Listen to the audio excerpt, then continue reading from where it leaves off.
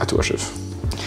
Salut à tous et bienvenue dans cette nouvelle vidéo, ce nouveau podcast. Ça dépend sur les plateformes sur lesquelles vous nous écoutez. Aujourd'hui, on se retrouve avec Nico. Le sujet du podcast, ça va être orienté vers la dernière compétition qu'il a fait récemment en Mongolie. Mais juste avant ça, juste avant d'entrer dans le vif du sujet, je vais vous inviter à vous abonner à la chaîne de Meta Jiu-Jitsu, venir nous suivre sur les différents réseaux sociaux, que ce soit Instagram, TikTok, que ce soit Spotify. On a un site en ligne aussi qui s'appelle metajb.com. Une petite information pour les gens qui voudraient s'entraîner avec nous. Meta Jiu-Jitsu a un nouveau local qui est situé Au 28 boulevard Matabio, 31 000 Toulouse, en plein centre, très facile d'accès, vous pouvez pas le louper. Donc ça, c'est pour les gens qui souhaiteraient s'entraîner avec nous. Une petite information aussi, c'est que les inscriptions seront en ligne à partir de la rentrée. Du coup, pour les gens qui souhaitent s'inscrire en ligne, ce sera possible à partir de la rentrée de septembre, que ce soit pour les enfants, les ados ou les adultes. Donc, Nico, comment vas-tu ? Ben écoute, ça va très bien et toi ? Ça va super. On est au retour de la muscu là. On va enchaîner sur un podcast. On va parler aujourd'hui de la dernière compétition que tu as fait, la dernière compétition de Newaza, qui n'était pas du jiu-jitsu mais qui s'y apparente beaucoup. Pour les gens qui seraient intéressés, Nico avait fait un vlog juste au retour de son périple là. Il nous a fait un vlog qui est disponible sur la chaîne de Meta Jiu-Jitsu, où tu parles de ces World JJF 2023, qui sont encore une fois une compétition de Newaza. Il y a plusieurs. Tu nous parles brièvement de ton voyage jusque-là, de l'équipe de France avec qui tu étais parti à cette compétition-là, de ton parcours le jour de la compétition. Et pour les gens qui seraient intéressés, j'invite tous les gens à regarder cette vidéo-là avant de regarder ce podcast ou d'écouter ce podcast en complément. C'est une petite vidéo courte mais qui est riche en informations. Pourquoi on va parler de ce championnat-là que tu as fait en Mongolie ? Parce que tu es un des athlètes français qui a monté sur le podium. C'est une compétition où tu as fini 3e. C'est une des compétitions les plus dures puisque c'est la fédération internationale de judo. Et moi j'aurais plusieurs questions à te poser, que ce soit autant sur l'aspect pré-compétition, l'aspect compétition et éventuellement l'aspect après la compétition, ce que tu envisages de faire. Okay. Donc pré-compétition, la question que je me suis posée, c'est déjà comment tu as fait pour te préparer pour aller à un événement de cette ampleur-là. Alors ça, c'est une question qui est pertinente. Ce qui se passe, c'est que la compétition de ces Worlds JJF, ils ont eu lieu quasiment un mois après le championnat de France de la fédération CFJB, auquel j'ai participé. Et donc ça venait vraiment conclure la saison. Mais c'était vraiment très très loin. Donc j'étais à la fois sur pas un ras-le-bol, mais vraiment sur quand même la fin, où ça aurait été vraiment sympa que ce soit un peu plus rapproché. Parce que du coup, sorti du championnat de France, qui était physiquement quand même un peu demandant, je me suis quand même dit, waouh, j'aimerais bien enchaîner, clôturer le sujet, le sujet saison de compétition, et pouvoir me concentrer sur d'autres choses. Parce que cette saison-là, elle commence quand ? La saison, généralement, pour toi, de compétition, elle commence quand ? En septembre ? La saison de compétition, elle a commencé en septembre. Là où on avait fait, souviens-toi, l'Open de Lisbonne, IBJJF, c'est le premier qu'on avait fait de la saison 2022-2023, si je ne me trompe pas. C'est ça. Donc on a fait septembre jusqu'à... Toi, tu as fait des compétitions de septembre jusqu'à juillet. Jusqu'à juillet, je crois que c'était même fin juillet, c'était le 23, 24, ouais, un truc comme ça. Donc du coup, la saison a été longue, et du coup, la préparation, la compétition... Sorti championnat de France, j'ai pris une semaine pour me reposer, reprendre la muscu tranquillement, le jiu-jitsu sans plus d'objectif que ça, si ce n'était de m'amuser sur le tatami. Ouais. Et ensuite, une semaine plus tard, j'ai repris au fur et à mesure la préparation physique, la préparation mentale avec Paul de Méditation, mon préparateur mental, et avec des axes d'entraînement pour le jiu-jitsu en lui-même. Est-ce que j'y suis allé à fond et aussi structuré que je l'ai fait pour toute la saison? Pas vraiment, en vérité, parce que j'étais aussi beaucoup concentré sur ce projet dont tu parles, le projet académique, où on reçoit de plus en plus d'élèves, et c'est hyper important que ce projet évolue en même temps que le projet athlétique, puisqu'en fait les deux et même les trois, en parlant du projet digital, fonctionnent ensemble. Puisqu'en fait, les gens sont intéressés par le jiu-jitsu, des gens qui ne connaissaient même pas le jiu-jitsu nous rejoignent grâce au podcast, au vlog et à ces choses-là, aussi la communication, et en fait, finalement, le digital, l'académie et mon projet athlétique se rassemblent du fait que les personnes avec qui je m'entraîne sont des personnes qui sont à l'académie, forcément. Donc du coup, j'y suis allé en m'entraînant pas trop vite, pas trop fort, avec certains objectifs. J'avais prévu de faire beaucoup de debout. On verra que c'est pas tout à fait ce qui s'est passé pendant la compétition. Pour des raisons de santé, j'avais un petit peu mal au doigt, j'étais un peu blessé de l'événement à Paris, peu importe. Et donc j'ai travaillé un game plan qui était énormément basé sur le passage en termes de jiu-jitsu. C'est pas exactement ce que j'ai réussi à mettre en place sur la compétition, mais ça a quand même marché. Et j'y suis allé vraiment tranquillement. Ensuite, pour accélérer un petit peu la chose, le temps est passé très très vite entre le championnat de France et ce championnat de Mongolie. Je l'ai vraiment pas vu arriver. Il y avait un entraînement à l'INSEP avec toute l'équipe de France de Newaza, auquel j'ai pas pu participer parce que je donnais séminaire à Icon, à Anglette. Mais j'ai fait le travail de mettre la dose conséquente d'entraînement sur ce court temps, parce que JJF c'est 5 minutes de combat, vu que toutes les ceintures sont mélangées, c'est 5 minutes de combat pour tout le monde, ce qui rend le combat beaucoup plus dynamique que les 10 minutes de IBJJF ou de CFJB en adulte. Et donc c'est concrètement celui qui marque en premier, mais vraiment beaucoup de chances de se compter, parce que 5 minutes c'est très très court. Donc je me suis entraîné sur ce format-là, et puis une fois, à une semaine de la compète, je suis allé à Paris, une semaine de la compète, je suis allé à Paris, rejoindre l'équipe. On a voyagé vers la Mongolie, c'était un voyage qui était très très long, j'en parle un petit peu, je l'évoque dans le vlog, mais c'est vraiment très long, super épuisant. Déjà entre le train de Toulouse-Paris, j'ai fait exprès de prendre de la marche pour pouvoir arriver, me reposer, prendre le temps avec les copains là-bas de rigoler. J'ai pris le train vraiment très tôt, et puis j'ai pris 2 heures de retard, parce que le train était bloqué. Il s'est dit, tiens, on va faire un retour. Nous vous annoncerons que nous allons faire un retour demi-tour, parce que la voie est bloquée. Et là, je me suis dit, non, ça commence mal. Bref, donc j'arrive quand même à Paris, on rejoint les copains, Younes, Suzanne, Gab, toute l'équipe, les entraîneurs, et le lendemain, on commence avec les avions à 7h du matin. Et donc là, c'est un périple très long jusqu'en Mongolie, parce qu'il y a 2 avions, un qui s'arrête en Turquie, l'autre qui s'arrête du coup à Ulaanbaatar. Et là, j'ai l'impression d'être assis et on me gave de nourriture, quoi. Je bouge pas pendant, je crois que c'était une vingtaine d'heures de transport. Assis, à subir le jet lag. Il y a 6 heures de différence qui sépare la France de la Mongolie. Cycle de sommeil pas bon. En termes hormonal, c'était vraiment dur. Nerveux, c'est dur. On commence à rigoler pour rien, à dire...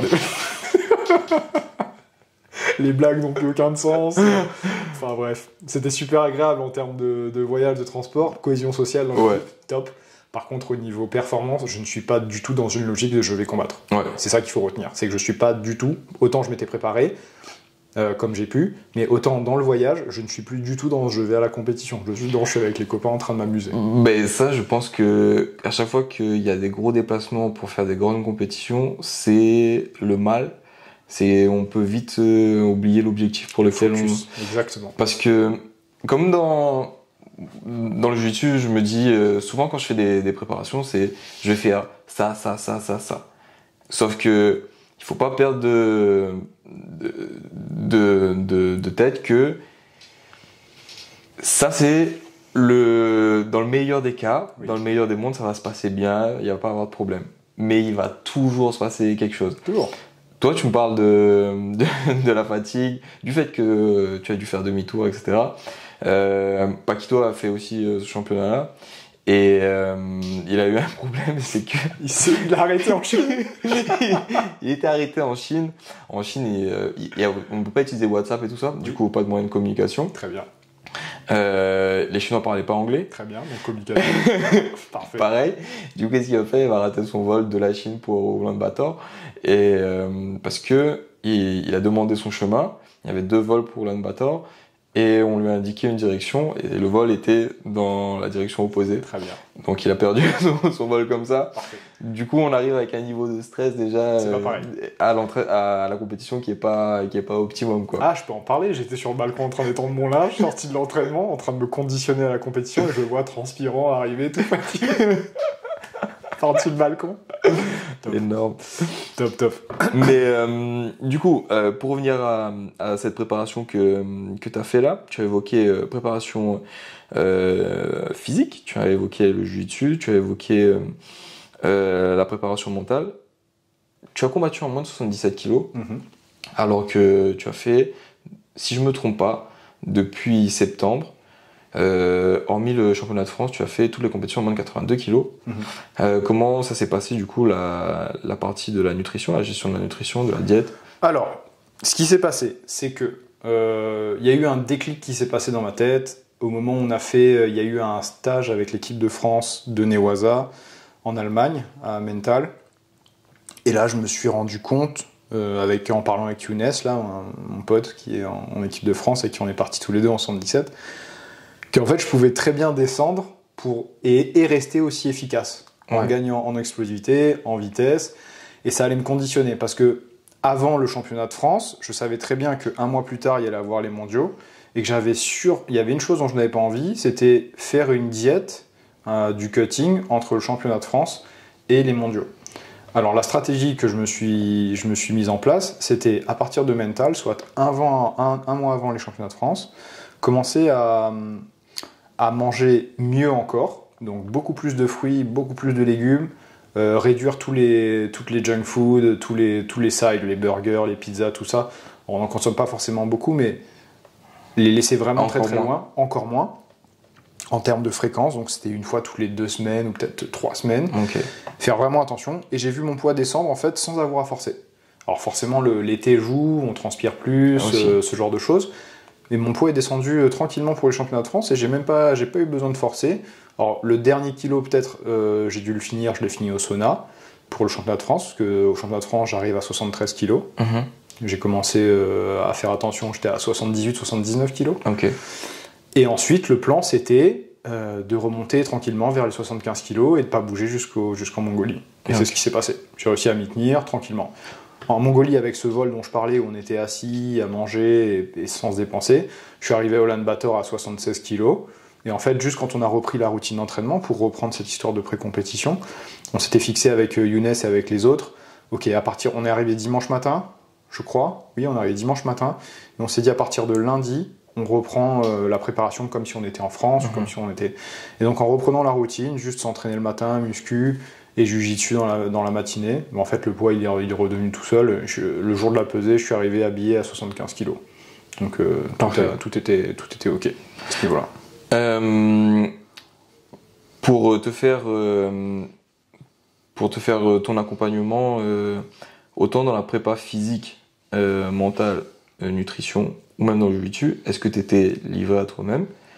Ou est-ce que tu avais des coachs sur qui tu pouvais compter pour t'aider, te décharger peut-être d'une responsabilité qui est d'aller chercher les informations, te faire gagner du temps, etc. etc. Alors, super question. Il y a une chose dont j'ai pris conscience avec Paul, mon préparateur mental. Je sors légèrement du sujet sans en sortir réellement. C'est qu'en fait, dans le jiu-jitsu brésilien, malheureusement, qui est un sport où il n'y a pas encore beaucoup d'argent financièrement, c'est pas un sport qui est encore très développé, brésilien ou Newaza, peu importe. Généralement, dans le sport, les gens sont accompagnés. Il y a un athlète qui est au milieu et il y a plusieurs professionnels qui travaillent autour d'un projet commun, le devenir de l'athlète. Comment l'athlète va performer? Il faut qu'il soit en bonne santé, donc une équipe médicale, paramédicale, un médecin, un kiné. Éventuellement santé mentale, un psy. Ensuite, il y a un préparateur mental, vraiment basé sur la performance, comment faire pour gestion des émotions, vraiment axé compétition et entraînement. Qui sont deux personnes différentes, le psy et le préparateur mental. Ça peut être deux personnes différentes. Dans le cas de mon préparateur mental, il a une formation de psychologie. Okay. Mais ça, c'est dans mon cas. Dans le cas de plusieurs autres disciplines, c'est plusieurs personnes différentes. Il y a un diététicien ou un nutritionniste qui s'occupe de la gestion du poids. Il y a un préparateur physique qui s'occupe de le développement musculaire, la préparation à l'athlète pour les événements. Dans mon cas, pour beaucoup de choses, mis à part la préparation mentale, je suis livré à moi-même. Et ça, c'est la réalité d'aujourd'hui. Et je pense que c'est la réalité de beaucoup de personnes dans le jiu-jitsu brésilien, même ceux qui performent au niveau mondial, l'élite. Je crois avoir vu Tainan, il a une préparatrice mentale, il me semble, qui fait souvent des petites photos sur Instagram là, avec Colabat. À chaque fois qu'il gagne. Je crois que c'est sa nutritionniste. Ah, c'est une nutritionniste. Nathalie Chantre. Ok. Bon, ben, je pense que eux, ils peuvent peut-être se permettre d'avoir quelques personnes dans la cartographie autour d'eux. Pour ma part, et comme pour beaucoup de personnes, j'imagine, ben, je n'ai qu'un préparateur mental. Et je pense que c'est déjà énorme. Donc ça, pour la prépa mentale, alors on a fixé des objectifs, on a fixé des routines pour gestion d'émotions, stress. Le gros de ce travail-là, et ce que j'aime beaucoup, c'est que, je parle à une personne qui sait de quoi elle parle, et 2, cette personne arrive à personnaliser un conditionnement mental pour moi qui me va très très bien, qui inclut des routines, la préparation des affaires, avant de quoi j'ai besoin. Il y a juste à mettre des checks. Je remplis mon sac et j'ai plus besoin de penser. Venir à l'événement avant, sentir l'ambiance, ressentir comment ça se passe, commencer le travail de visualisation, quand je vais rentrer sur le tatami, où est-ce que je vais m'échauffer, prendre la température et s'approprier les lieux, ce genre de choses. Donc sur le plan mental, j'étais pas mal suivi. Sur la diète, j'étais livré à moi-même. Plutôt au Portugal, avant, je travaillais avec une nutritionniste, Maria Monteiro. Okay. Elle m'aidait beaucoup sur les cuttings, c'était utile. J'avoue que ça rentre beaucoup dans la catégorie... j'ai des connaissances en diététique, de par ma formation de kiné et de kiné du sport. Mais c'est vrai qu'être suivi par quelqu'un, je pense qu'il y a un aspect reposant, comme tu disais. Ça te décharge une certaine dose de travail en plus. Encore une recherche, planification, etc. Toujours la même chose. Mais malheureusement, je n'ai pas ça. Et peut-être que, en fait, je sais qu'il y a des personnes compétentes dans ce domaine, dans le jiu-jitsu. Je sais qu'il y a Julius, la Purple Belt Kitchen, qui fait de l'accompagnement. Ensuite, en termes de préparation physique, même chose. C'est un truc qui nous plaît à toi et à moi, et à plein d'autres personnes aussi. J'ai beaucoup de connaissances, je connais pas mal de choses. Aujourd'hui, je travaille beaucoup avec une application qui personnalise des entraînements en fonction des différentes échéances, de ta forme physique du jour, de ton poids, de tes objectifs, du temps de combat, de ta fatigue du jour, parce qu'en fait, ça varie aussi. Et donc, je travaille comme ça, comme étant un coach, comment on va dire, avec intelligence artificielle. J'ai pas une personne qui est derrière moi à me pousser, à me dire, vas-y, lève la dernière rep, etc. Donc, j'avoue qu'il y a une grosse part de discipline là-dessus que je dois apporter, mais c'est quelque chose qui me fait plaisir.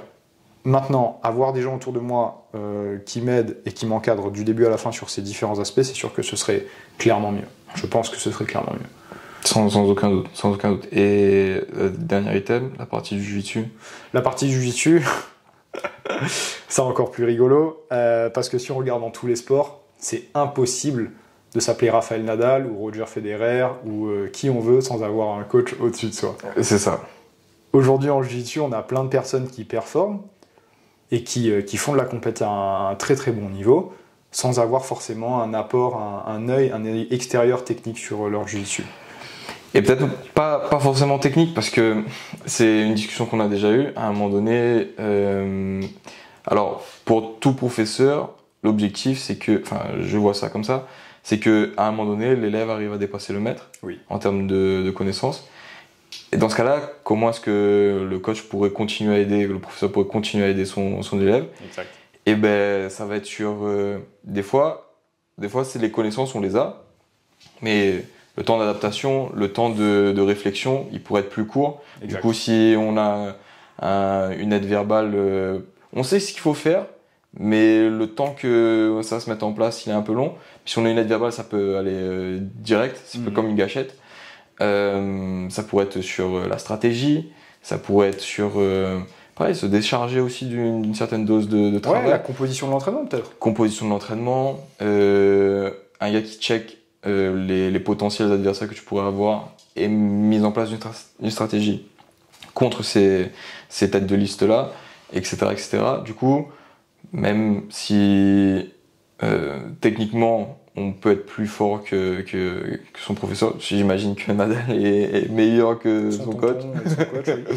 Mais toujours avoir cette aide supplémentaire qui nous pousse aussi, qui nous motive. Comme tu disais, tu n'as pas ce coach-là qui te dit, qui t'oblige à pousser la dernière rep. Comme tu n'as peut-être pas ce coach qui te dit, vas-y Nico, encore 5 minutes et après c'est le dernier, tu donnes tout, etc. Tu sais, un dialogue que tu as avec toi-même. Tout le temps. Et je vois que c'est vraiment une lutte en fait. Parce qu'à l'époque où du coup je m'entraînais à Focus, avoir Paquito qui était au-dessus de moi à me dire fais ci, fais ça, que ce soit avant la compète et même pendant la compète, je me rappelle, l'entente pendant la compète, elle était formidable. C'était fais A, je fais A, fais B, fais B. Ouais, c'est ça. Parce qu'il compose, nous composons en fonction de ce qu'il sait que je sais faire et ce que lui voit et que j'ai pas le temps de repérer rapidement aussi vite que lui sur l'adversaire. Aujourd'hui, j'ai plus tout ça, j'évolue plus dans ces conditions-là. Donc le game change un petit peu. Mais c'est vrai que toutes les personnes qui peuvent se permettre d'avoir cette aide-là extérieure, que ce soit sur l'aspect nutrition, mental, physique et jiu-jitsu, il faut en profiter au maximum. Je pense qu'il faut en profiter. Oui. Moi aussi, je suis complètement d'accord avec ça. Plus on peut se focaliser sur devenir meilleur en tant qu'athlète et pas mettre en place sa stratégie pour y arriver, mieux c'est. Peut-être juste une chose, excuse-moi de te couper, Alex. Important, parce que les gens vont peut-être penser que j'oublie le travail des coachs de l'équipe de France, mais attention, je veux bien différencier le rôle de ton professeur à l'académie, qui te suit tous les jours, qui te voit évoluer, et le rôle de la personne qui s'assoit dans ton corner et qui vient te coacher le jour de la compétition. Ça peut être la même personne, ça peut être deux personnes différentes, mais c'est pas tout à fait le même travail. Donc hyper important. Pour la compétition, et je pense qu'on y viendra après, j'avais Sébastien Lecoq, qui a été longtemps titulaire de la place en moins de 77 en équipe de France en Newaza, qui est un super coach et qui donne la force au moment où il faut, qui fait exactement la gestion de la stratégie comme il le faut. Mais effectivement, c'est pas la personne avec qui je m'entraîne et qui me suit dans mon évolution de jiu-jitsu tous les jours. Donc c'est vrai que c'est pas tout à fait la même casquette. Et c'est quelque chose qu'on a abordé dans la formation de la CFJB, là, le CFEB, voir un peu que ce sont deux positions qui sont deux rôles un peu différents. Voilà, je vais juste ajouter ça. En faisant partie de l'équipe de France, combien de fois tu t'es entraîné avec l'équipe de France pour justement établir cette connexion peut-être entre Sébastien et moi? Exactement, entre toi et les autres athlètes aussi, entre tes coachs de l'équipe de France et toi-même en tant qu'athlète. Combien de fois vous êtes entraîné à peu près par an? C'est dur à dire parce que bon, il y a eu un doublon un petit peu sur cette année, un doublon qui était tout à fait intéressant et vraiment riche. C'est que j'ai eu la chance d'appartenir à la première équipe de France de CFJJB, donc la Confédération française de jiu-jitsu brésilien, et aussi à l'équipe de France de Newaza sur cette saison 2022-2023. C'est une chance. Et la deuxième chance, c'est qu'en fait, il y a d'autres athlètes comme moi qui faisaient aussi partie des deux équipes de France, dont Younes et Suzanne, je pense notamment. Donc du coup, l'entente avec ces personnes-là, qui sont des personnes que j'adore et qui je m'entends super bien, bah ça va assez vite. Humainement, c'est très simple. Puis en termes de jiu-jitsu, du coup, on se connaît bien. Et puis on arrive facilement à s'entraîner ensemble. Il y a de la bonne opposition, ça c'est intéressant. Les autres de l'équipe de France de Newaza, que je connaissais un petit peu moins, on va dire, puisque c'est la première année que je me lance dans le circuit de Newaza, bah ça allait assez vite aussi, parce que humainement, en fait, toutes les personnes sont vraiment super agréables et ouvertes et ont vraiment envie d'aller vers le progrès. Et ça, j'en parle beaucoup dans le vlog, c'est ce que j'ai beaucoup aimé, au-delà de réussir à faire une bonne prestation à la compétition, c'est le fait qu'on est tous sur les mêmes objectifs. Tout le monde aime le sport, tout le monde aime faire de la muscu, tout le monde aime s'entraîner au jiu-jitsu pour aller faire le mieux possible à la compétition. Tout le monde a envie de gagner, tout le monde a faim. Ça crée un cercle vertueux où tout le monde se pousse et tout le monde se tire vers le haut. Exactement. Et même avec les coachs ils viennent s'entraîner, faire la prépa avec nous. Et donc on est dans cette petite colo de vacances, mais sur un thème sport / compétition. Et ça, c'est super agréable. Donc maintenant, de dire en combien de temps on arrive à se synchroniser et être ensemble, c'est dur à dire. Je crois que j'ai fait un stage à Mental avec eux. On a eu un stage dans le Lot, Temple-sur-Lot. Je crois que ce sont les deux. Il me semble que ce sont les deux seuls stages auxquels j'ai assisté avec l'équipe. Et ça a suffi pour souder beaucoup de liens avec les gens. Maintenant, Seb, il a très bien compris ce que je fais en termes de coaching. Manu Fernandez aussi, qui est un autre coach, il a très bien compris ce que j'aime faire, les positions dans lesquelles je suis efficace. Okay. Donc c'est un peu dur de mettre un temps, mais en tout cas, c'est vrai que la connexion, elle s'est faite quand même assez vite. En moins d'1 an, ça s'est fait, quoi. Ok, bah, c'est parfait, c'est génial. Donc avec toutes ces différentes sphères que tu as dû combiner, mental, prépa physique, nutrition, jiu-jitsu, il y a une sous-sphère, c'est pas une sous-sphère, c'est une autre sphère dont on n'a pas parlé, mais qui est la récupération. Comment tu organisais ta semaine? C'était quoi ta semaine typique? Combien d'entraînements tu faisais par jour? Combien d'entraînements tu faisais par semaine? Tu m'as dit que tu étais accompagné par un coach mental. Combien de fois est-ce que vous voyez, que vous vous êtes vus? pendant cette préparation-là.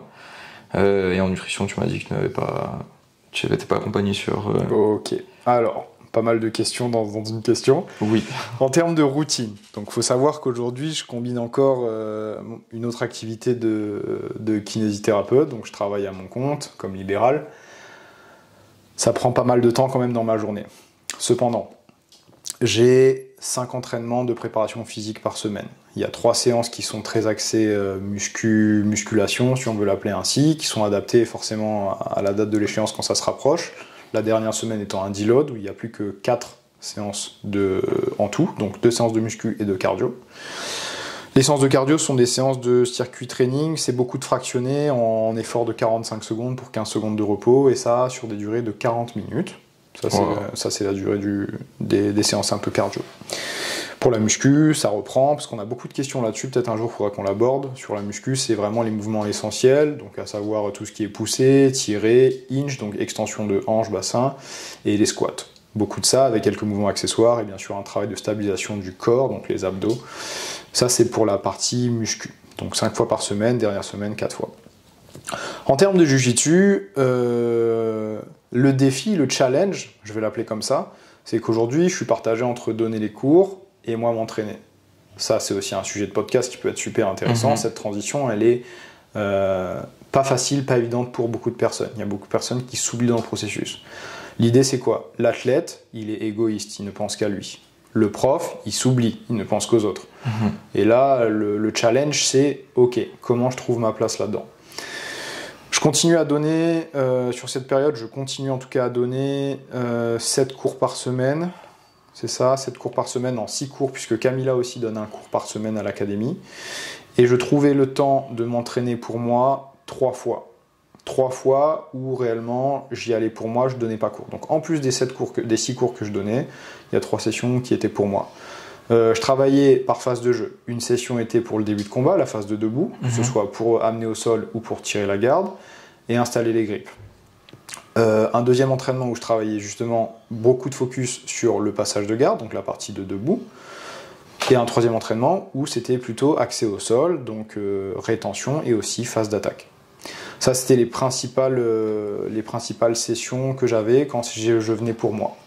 En plus de ça, j'essayais d'aller gratter un petit peu les randonnées sur les sessions Porada qu'on a à l'académie, où j'ai un peu moins besoin d'encadrer les choses. Je veux vraiment que les gens puissent exprimer leur jiu-jitsu. Et ensuite, j'ai eu quelques sessions auxquelles j'ai dédié quelques sessions à sortie de position difficile, montée, dos, latéral. Ok. Préparation de jiu-jitsu, ça s'est fait comme ça. Pour l'aspect mental, prépa mentale, on ne se rencontre pas physiquement avec Paul. On travaille beaucoup grâce à Internet. Il vit à Bordeaux et moi je vis à Toulouse, donc on ne peut pas se voir comme ça physiquement. On travaille sur Internet et on se voit généralement à raison d'1 fois par semaine. La prépa mentale, elle est beaucoup axée sur l'évaluation de mon bien-être du jour. Quelle est la météo aujourd'hui, en termes de stress, en termes de sentiments, en termes de comment ça, qu'est-ce qui tourne là-haut, où vont mes pensées, où est le focus. Ensuite, à chaque séance, il y a des exercices, il y a aussi des choses que je dois préparer pour les prochaines séances, qui ont à voir avec le quotidien de tous les jours. Donc à raison d'1 fois par semaine, ça me donne assez de travail mental, et ça me donne des armes aussi, parce que ça m'arrive des fois d'être un peu down, des fois être fatigué, mangé par le travail, le stress, parce que finalement c'est beaucoup de casquettes. Travailler dans un cabinet de kiné, donner des cours, m'entraîner, travailler aussi sur la communication, qui est quand même un travail très demandant, même si on ne le voit pas. C'est beaucoup de choses dans une seule vie avec 24 heures. Donc il y a un gros support qui est là-dessus, pour la prépa mentale. Et puis sur ce qui est de la nutrition, comme on l'a dit tout à l'heure, bah oui, je me gère comme avec les connaissances que j'ai. On sait tous qu'il faut une assiette colorée, et puis autant que possible peser les choses. Là-dessus, on n'en a pas parlé, mais c'est vrai qu'arriver en Mongolie, et de façon générale, quand on va faire de la compétition dans un autre pays, il faut s'adapter à la nourriture du pays. J'y comptais venir juste après. Bon, alors on y reviendra quand on y reviendra, mais sur la nutrition, c'est vrai que j'ai fait les choses le plus proprement possible. J'ai utilisé une balance pour peser les carbs, pour peser un petit peu les protéines, végétales ou animales, parce que c'est vrai qu'en règle générale, et on en parlera du coup après, quand je suis chez moi, je ne mange pas forcément de viande tous les jours, je suis très, très influencé végétarien. Je peux me permettre de manger de la viande, mais ça reste 1 fois par semaine au maximum, quoi. Donc ça nous amènera peut-être sur le point suivant. Donc je pense que j'ai tout traité en termes de routine, hein. On a parlé de tout, je crois qu'on a tout évoqué. Et dans tout ça, comment tu fais pour récupérer? Puisque tes journées elles durent sur 24 heures. Combien de temps t'es éveillé, combien de temps tu te reposes? Et ben ça c'est une très bonne question. Les journées elles sont quand même bien remplies. Et c'est vrai que la récupération, avant de partir en Mongolie, je me sentais quand même un peu fatigué. Parce que j'avais plus le temps, je ne trouvais plus le temps de placer des siestes. Par contre, une des choses auxquelles je fais super attention, c'est mon temps de sommeil. À 22h, 22h30, j'essaye d'être au lit au plus tard. Et puis le réveil, il est entre 6h et 6h30, puisqu'il y a des cours aussi à l'académie à 7h du matin. Et quand il n'y a pas cours à 7h du matin, c'est vrai que je donne des cours particuliers aussi. Donc c'est compliqué. La récupération, je pense que j'ai mon jour du dimanche qui est tranquille, où il n'y a pas du tout d'activité physique. Et autrement, c'est basé beaucoup sur mon sommeil. Il n'y a pas plus de sauna, hammam, ce genre de choses. Pour cette compétition, j'en ai pas mis plus que ça. C'est basé beaucoup sur le sommeil et c'est tout. Ok.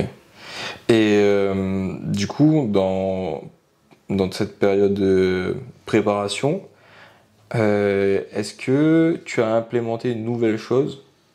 Je crois avoir déjà la réponse à ma question, mais est-ce que tu as implémenté une nouvelle chose, une nouvelle aide dans cette prépa pour t'aider justement à être prêt le jour de la compétition? Je dis j'ai sûrement ma réponse. Parce que cette partie de coach mental, c'est un truc qui est assez nouveau. Exact. Je crois que tu n'en avais pas fait avant. Non, alors, j'avais eu au Portugal un moment un préparateur mental avec qui j'avais travaillé, mais sur une période beaucoup plus courte. J'avais trouvé assez efficace. Il y avait des choses qui me parlaient, d'autres qui me parlaient un peu moins. Paul, j'ai commencé à travailler avec lui, je ne sais plus exactement, j'aurais du mal à mettre la date, ça fait d'ailleurs partie des bilans qu'on fait là et qu'on va devoir mettre en place. Mais oui, c'est vraiment lui qui est venu se rajouter à ma préparation de façon générale. En 2000, du coup la saison 2022-2023. Cette saison-là, exactement. C'est la nouvelle. C'est la nouveauté. La nouveauté. C'est la nouveauté. C'est la grande nouveauté. C'est encore une fois.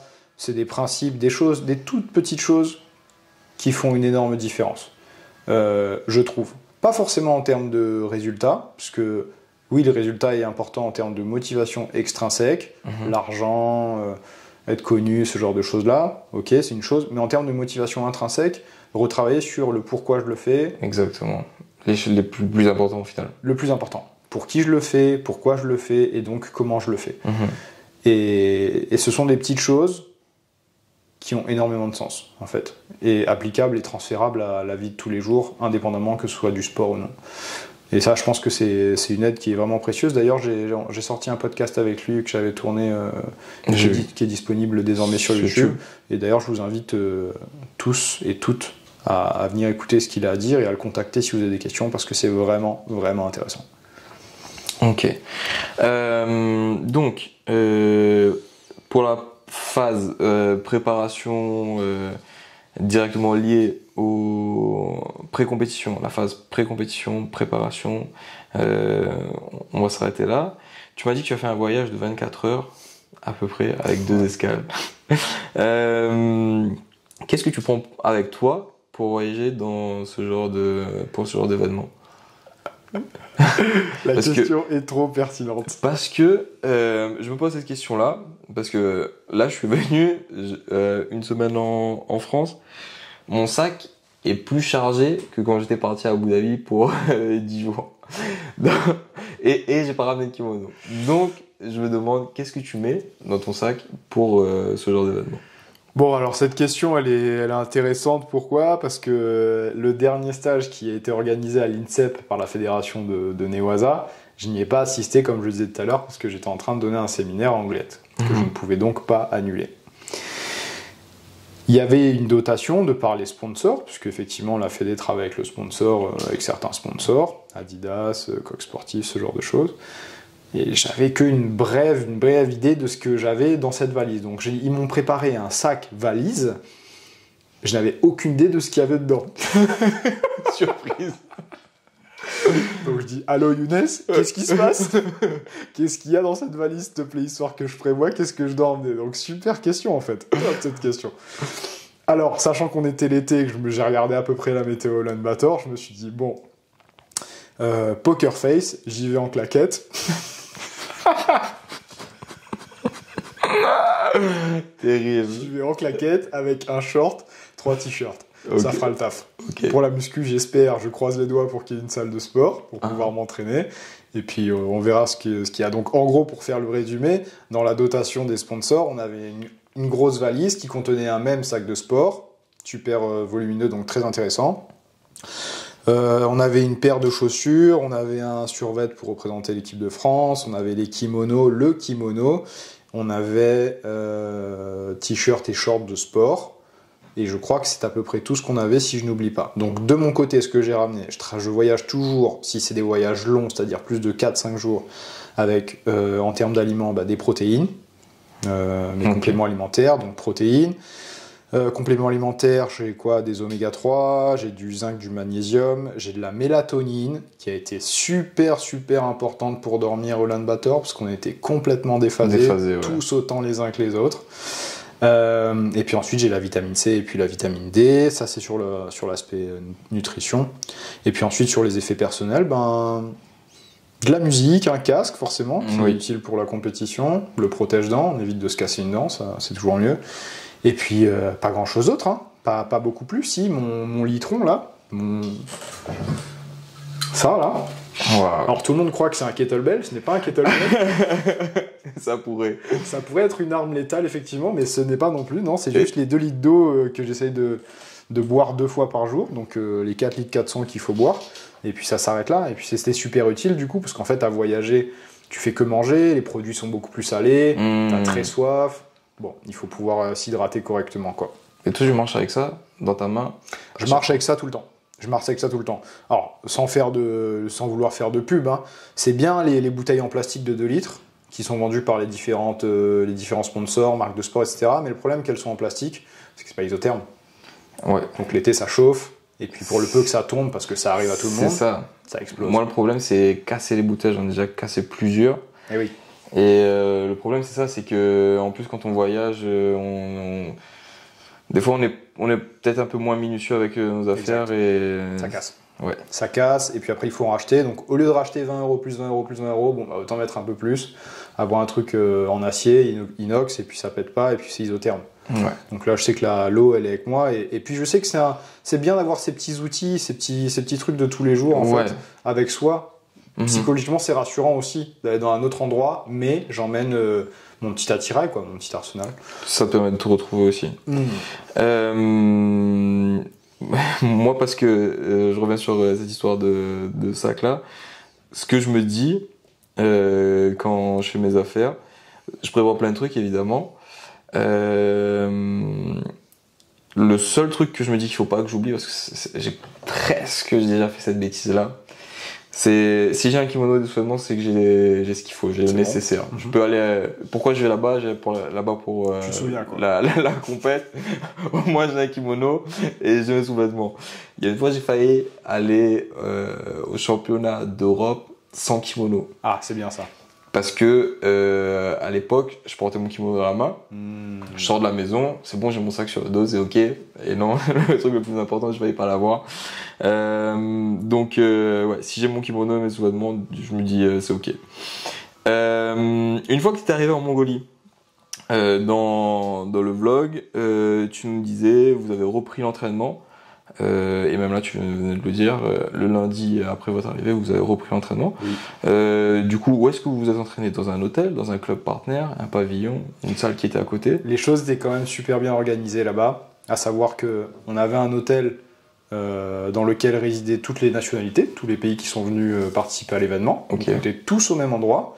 Dans ce même hôtel, il y avait la salle de sport en question. Quand tu dis tous les athlètes qui ont participé à l'événement étaient dans le même hôtel? Oui. Wow. Donc c'était vraiment un hôtel où il y a des choux-fleurs partout. Exactement, j'allais le dire. J'ai vu ça à Abu Dhabi aussi, puisqu'ils avaient un pack où ils te proposaient tu achetais le pack sur le site de Abu Dhabi, de AJP, et tu avais l'hôtel avec tout ce qui était à disposition dans l'hôtel. Et là tu tournes la tête à droite, tu voyais Isaac Bayen, tu tournes la tête à gauche, tu vois Ganderson Ferreira. C'est ça. Et là, C'était pas tous les athlètes qui étaient regroupés dans le même hôtel et il y avait déjà beaucoup de monde. Si là tu me dis que tous les athlètes étaient dans le même hôtel. Tous. Donc il y avait 2 tours, c'était un hôtel qui est quand même assez grand. Donc tous les hôtels, toutes les chambres occupées par des athlètes de la semaine de la compétition. Après ça commençait à se vider. Alors il faut savoir aussi qu'il y avait les personnes qui pratiquent le jiu-jitsu, duo et fighting, qui sont des disciplines aussi associées à la fédé de judo. Donc c'est pas tout à fait le même sport que nous, mais donc ça faisait énormément de sportifs réunis autour de ça. Le moment un peu rigolo, moi que j'aime beaucoup, je trouve ça convivial, c'est le moment des repas. C'était très ambiance cantine quoi. Il y avait de la musique mongole un peu qui passait, les personnes qui nous servaient à manger, ce genre de choses. Et puis tout le monde à sa table, par pays, chaque table avec son pays, son nom. C'est franchement une ambiance, c'est rigolo. C'est à vivre une fois je pense. Si on peut, c'est vraiment à vivre une fois. Et donc la reprise de l'entraînement, pour répondre à la question, c'est on avait aussi à disposition un dojo qu'il fallait réserver. D'accord. Donc les entraîneurs avaient pour mission, on avait tous, chaque pays avait son guide, il fallait parler avec le guide en question pour qu'il nous réserve la salle. La salle c'est une petite salle, modeste, je crois qu'on la voit apparaître dans le vlog un moment, et puis on l'a réservée, je crois, 3 ou 4 jours, on a eu 3 ou 4 entraînements maximum, puisqu'on tire 3 jours. À partir de lundi, on y allait. Parfois, on a dû partager la salle, et avec plaisir d'ailleurs. Il y a Max Lindblad, là, le Suédois, et une amie à lui qui était aussi dans l'équipe de Suède. On a partagé la salle ensemble. Alors, c'est toujours un peu étrange cette situation de partager la salle avec un concurrent potentiel, sachant qu'on combat dans la même catégorie, qu'on se rencontre de plus en plus. Et l'idée, c'est ok, est-ce qu'on va s'entraîner ensemble? Ou est-ce qu'on va juste cohabiter sur ce tatami? Il se trouve que Max, c'est un mec que j'adore en fait. Moi, je m'entends super bien. Alors, on discute énormément de plein de choses. Oui, en plus, je parle un peu norvégien, il me répond en suédois. Donc, j'adore ce gars-là humainement. C'est un chouette type. Et du coup, on s'est entraîné aussi ensemble, ce qui est normal. Bien qu'on aurait pu se rencontrer sur mon 3e tour, ce qui n'est pas arrivé, mais on en parlera peut-être après. Donc, on s'est entraîné ensemble. Très, très bon. Et puis après, de temps en temps, on a croisé les Suisses, mais on n'a pas réussi à s'entraîner avec eux. Donc c'était assez bien organisé pour la reprise d'entraînement. On a eu l'entraînement lundi, mardi, mercredi. Non, mercredi, on s'est laissé tranquille, puisqu'on combattait le jeudi, si je dis pas de bêtises. Donc les choses étaient assez bien organisées, comme pour le pack d'AJP dont tu me parlais. Parce que je crois que c'est la même fédération en fait. Je crois que UAE, JJF, ça gère à la fois le parcours AJP et le parcours JJIF. Il me semble que c'est la même chose. À en croire ce qu'on voit sur les réseaux sociaux, quand tu tapes le JJF, tu vois apparaître les événements à la fois d'AJP et les événements de JJF. Donc il me semble que ça doit être géré par la même chose. D'accord. Qu'est-ce que j'allais te dire aussi? Là, on en parlait de la partie entraînement. L'autre partie, ce serait la partie nutrition, parce que tu nous disais dans ton vlog que la Mongolie, c'est assez marrant. Les légumes, tout ce qui est légumes et fruits, c'est assez rare. Et du coup, tu as dû recomposer ta diète quand tu étais là-bas. Comment ça s'est passé cette recomposition-là, du coup, cette adaptation? Alors, très simple. Ce qu'il faut savoir sur la Mongolie, comme tu l'as dit, les légumes n'existent pas. Ça ne pousse pas. L'hiver, il fait moins 40, il n'y a pas de légumes qui sortent du sol. Et l'été, je pense que la terre n'est pas non plus faite pour donner des fruits et des légumes. Tout est importé. Ça donne des fruits de très très mauvaise qualité, des fruits qui nous servaient qui étaient souvent des fruits en boîte, donc avec sauce sucrée, ce genre de choses. Comment on fait pour composer avec ça? Bon, on s'adapte, on fait, c'est tout. Au début, c'était beaucoup basé sur...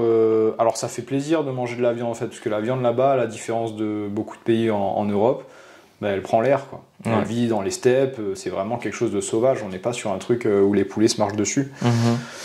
Donc au début, je me suis remis à manger de la viande, ça allait bien, et puis au fur et à mesure, je me suis rendu compte que au niveau transit et digestion, c'était pas tout à fait la même chose qui se passait. Je me sentais plus lourd, je me sentais trop de sel dans l'alimentation, je sentais que c'était un petit peu trop gras aussi, puisque la graisse animale aussi, ça prend un peu de temps à se digérer, puisque c'est plus d'acides gras saturés. Donc du coup, ça m'a énormément gêné, mais je m'en suis pas rendu compte tout de suite. Ah. Okay. Je m'en suis rendu compte au bout de 2-3 jours. Déjà, il y a la lassitude qui s'installe, puisque l'assiette qui avait plein de couleurs, tout d'un coup, elle n'a plus que 2 couleurs, la couleur du riz, des pâtes, plus la couleur de la viande, avec quelques trucs de salade, mais c'est vraiment pas riche. Et en fait, la kiné, Maëlie, quand elle me traitait pour des douleurs de dos, elle me travaillait beaucoup en viscéral. Okay. Et elle me posait la question très innocemment. Est-ce que tu es sûr qu'en termes de digestion, tout va bien? Oui. Deuxième fois qu'elle me traite, est-ce que tu es toujours sûr que la digestion ça va bien? Oui. Et puis au bout d'un moment, je me rends compte, ben non, ça va pas du tout en fait. Elle a raison de me poser cette question. Ça va pas. Je me sens ballonné, je me sens lent, j'ai un peu mal au ventre sans que ce soit de la douleur où il faut que j'aille aux toilettes tout le temps, mais j'ai mal au ventre, je me sens pas bien. Et en fait, oui, ça a tout à voir avec la nutrition. Donc du coup, au bout d'un moment, ben, je me dis, ok, ben déjà on va diminuer drastiquement la dose de viande. Et puis, on va essayer de partir sur les légumes, même s'ils sont pas riches en nutriments, quoi. Tant pis, on va faire avec ça. Hein. Quand tu dis ça, quand tu étais là-bas, du coup, est-ce que tu avais le choix de cuisiner ou pas du tout? Pas du tout.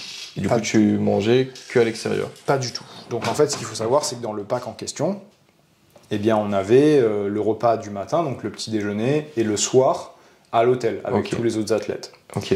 Et du coup, comment ça se passe? Est-ce qu'il y a des chefs qui... Il y a des chefs mongols qui cuisinent leur nourriture locale, mais on se retrouve vraiment à manger très très souvent, si c'est pas tout le temps la même chose. Ok. Donc on a sur le plat, sur la table des entrées, on a un petit peu de salade, mais qui est noyée dans une vinaigrette affreuse. Ok. Et puis après, sur la partie plat principal, eh ben, on a forcément du riz, des pâtes, et puis après, ça tourne autour de soupe à la viande, ou bien viande tout court, viande frite, viande grillée, viande à toutes les sauces. Ok. Pour les végétariens, je sais que Suzanne n'a pas passé forcément un bon moment.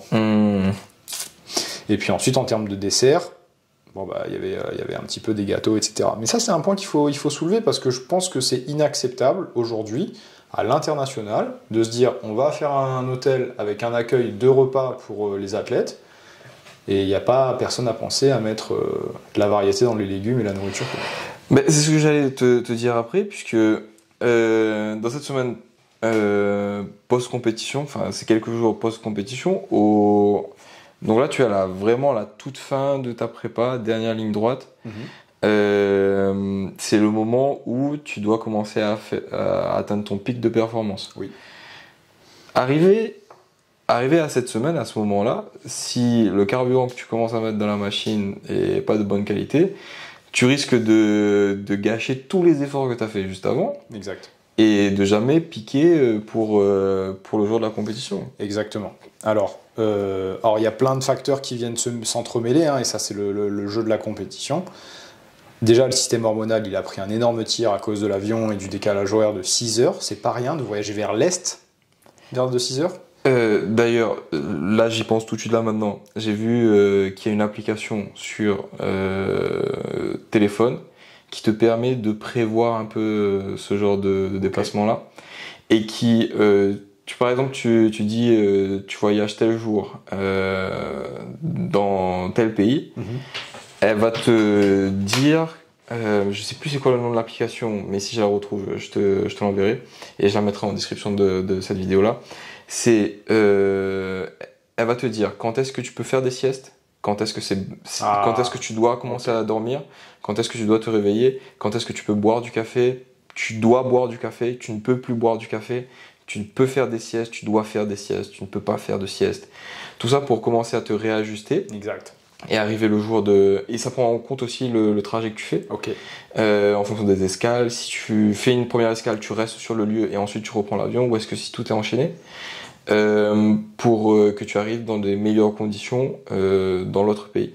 Je sais qu'il y a des créateurs de contenu qui utilisent ça pour voyager et tout le temps être au taquet.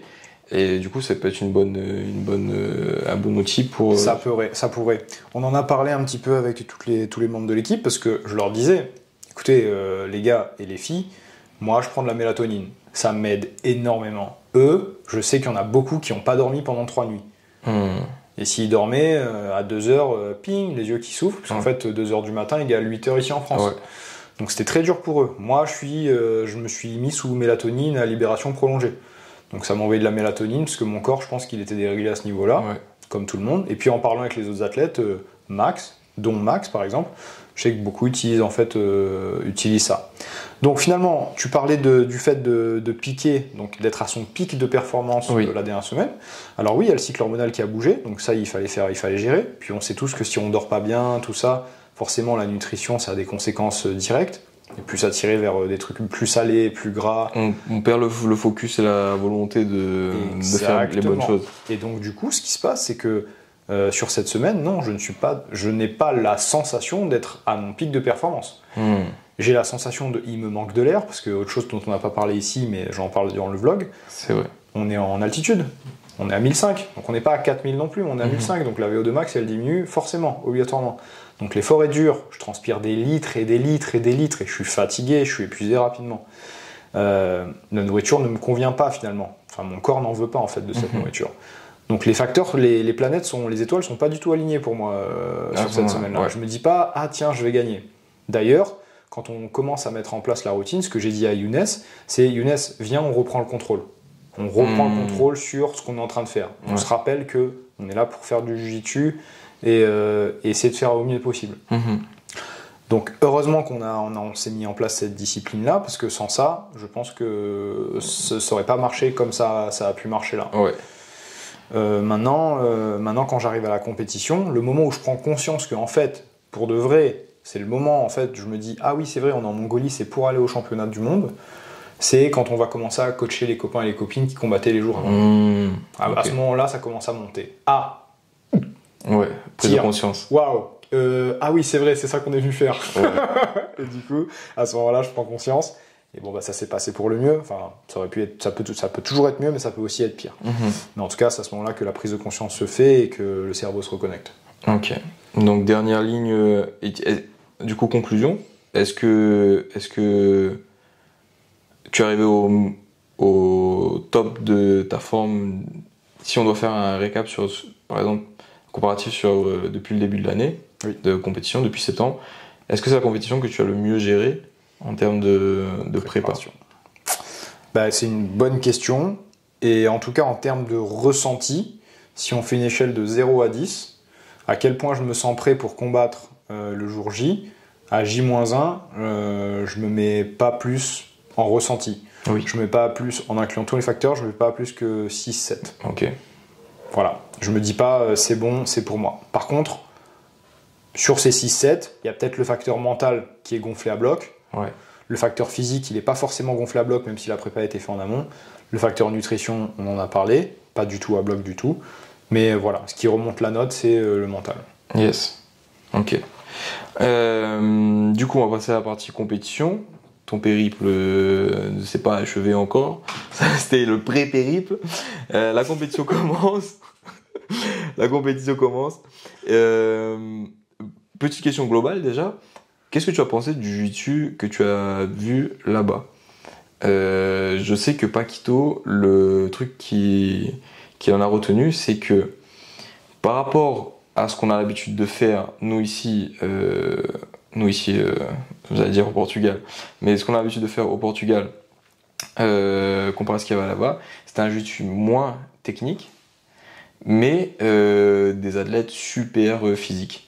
Et ça, je me souviens, une fois, j'avais un Kazakh dans ma KT, c'était au World Pro, et c'est le gars le plus dur que j'ai pu sentir dans mes mains. Et il y avait Henrik aussi qui a dû affronter un Russe, au World Pro toujours, et il m'a dit, il a jamais vu un gars aussi fort que ça. Techniquement, rien. Genre, il est rentré dans la garde fermée de Henrik. Son but était de rester dans la garde fermée de Henrik. Mais pour le sortir de là, Henrik a dû faire une force, il m'a dit, surhumaine. Et Paquito, c'est ce qu'il m'a dit aussi. C'est que il a senti un jiu-jitsu physique, mais pas forcément aussi technique que ce qu'il a l'habitude d'enseigner. Alors, pour ma part, c'était la première fois que je participais à cet événement-là. Il y a des têtes, effectivement, dans ma catégorie que j'ai déjà vues, certains que j'ai même déjà rencontrés ou que j'ai déjà observé combattre. Donc du coup, sur ces personnes-là, je comprends bien que c'est le même athlète, qu'il soit au brésilien ou au néo-asa, finalement, c'est la même discipline. On pourra parler historiquement plus tard, mais c'est la même discipline. Maintenant, les athlètes que je ne connais pas, et le brassage vient aussi du fait qu'on combat contre des ceintures, des personnes qui ont une ceinture contre qui on n'a pas l'habitude de combattre. Et ça, je trouve que c'est un brassage qui peut être positif. À mon sens, je trouve que ça peut être positif. Ça permet de déjà avoir d'autres adversaires, etc. Maintenant, de façon générale, c'est vrai que les personnes étaient très physiques. Est-ce que c'est pas le format aussi qui met en avant ça? Ouais. Parce que 5 minutes, c'est super court. Comme on le disait tout à l'heure, le premier qui marque a beaucoup, vraiment, mais toutes ses chances de son côté. 5 minutes, c'est un temps de combat de ceinture blanche chez IBJJF. Ouais. Beaucoup de combats, on les a vus, c'est je force les premiers points au début et je bloque le jeu. Sachant que les punitions, c'est comme en HJP, l'arbitre te touche, T'as le droit à 10 secondes. Tu bouges pas, ça punit assez rapidement, quoi. Ouais. Donc, je peux partager l'avis de Paquito sur le fait que c'était un peu moins technique et très très physique. C'est vrai que j'ai eu des personnes très très rugueuses. Il y a un truc dont il faut qu'on parle, c'est que toutes les personnes en équipe de France, quasiment toutes, je crois que je suis le seul en tout cas sur l'équipe qui est partie pour la Mongolie, tous sont des anciens judokas. Que ce soit Pôle France, Pôle Espoir, Pôle je ne sais pas exactement comment ça marche, mais tous ont un background de judo. Le judo, je pense que tu as eu l'occasion de voir avec les judokas, c'est des personnes qui sont super rugueuses. Physiquement, c'est solide. C'est dur. Hein. C'est dur, quoi. La force dans les grippes, la façon de combattre un petit peu, tu sens qu'il y a autre chose. C'est pas le jiu-jitsu brésilien qui est venu en premier. C'est ça. Et une fois qu'ils se sont défaits de tous ces petits défauts, ce qui peut porter défaut dans le jiu-jitsu brésilien, notamment au sol, en fait, c'est très fort, quoi. Et je pense, sans trop me tromper, je pense qu'il y a beaucoup de judokas aussi parmi toutes les personnes que j'ai pu rencontrer. Et si c'est pas des judokas, c'est des lutteurs. Parce que debout, je les sentais quand même vraiment très stables. Je me juge pas comme une personne qui est forcément très compétente debout, parce que moi j'ai du judo d'enfant qu'on a mis là parce qu'il fallait apprendre la discipline, la confiance en soi, tout ça. Faut se canaliser aussi. Voilà, ce genre de choses-là. Je m'estime pas du tout comme une personne très compétente debout.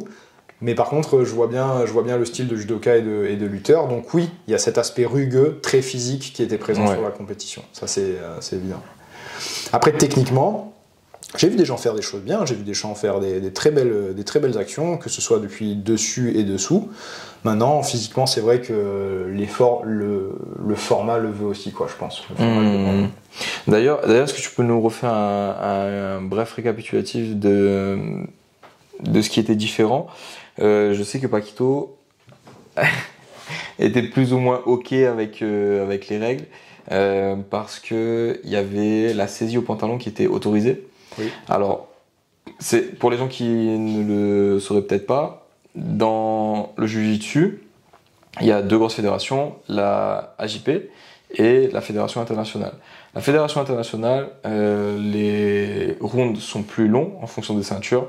Ça commence avec 5 minutes et 1 minute vient s'ajouter à chaque ceinture jusqu'à la ceinture noire où là on prend 2 minutes d'un coup et on arrive à 10 minutes de combat.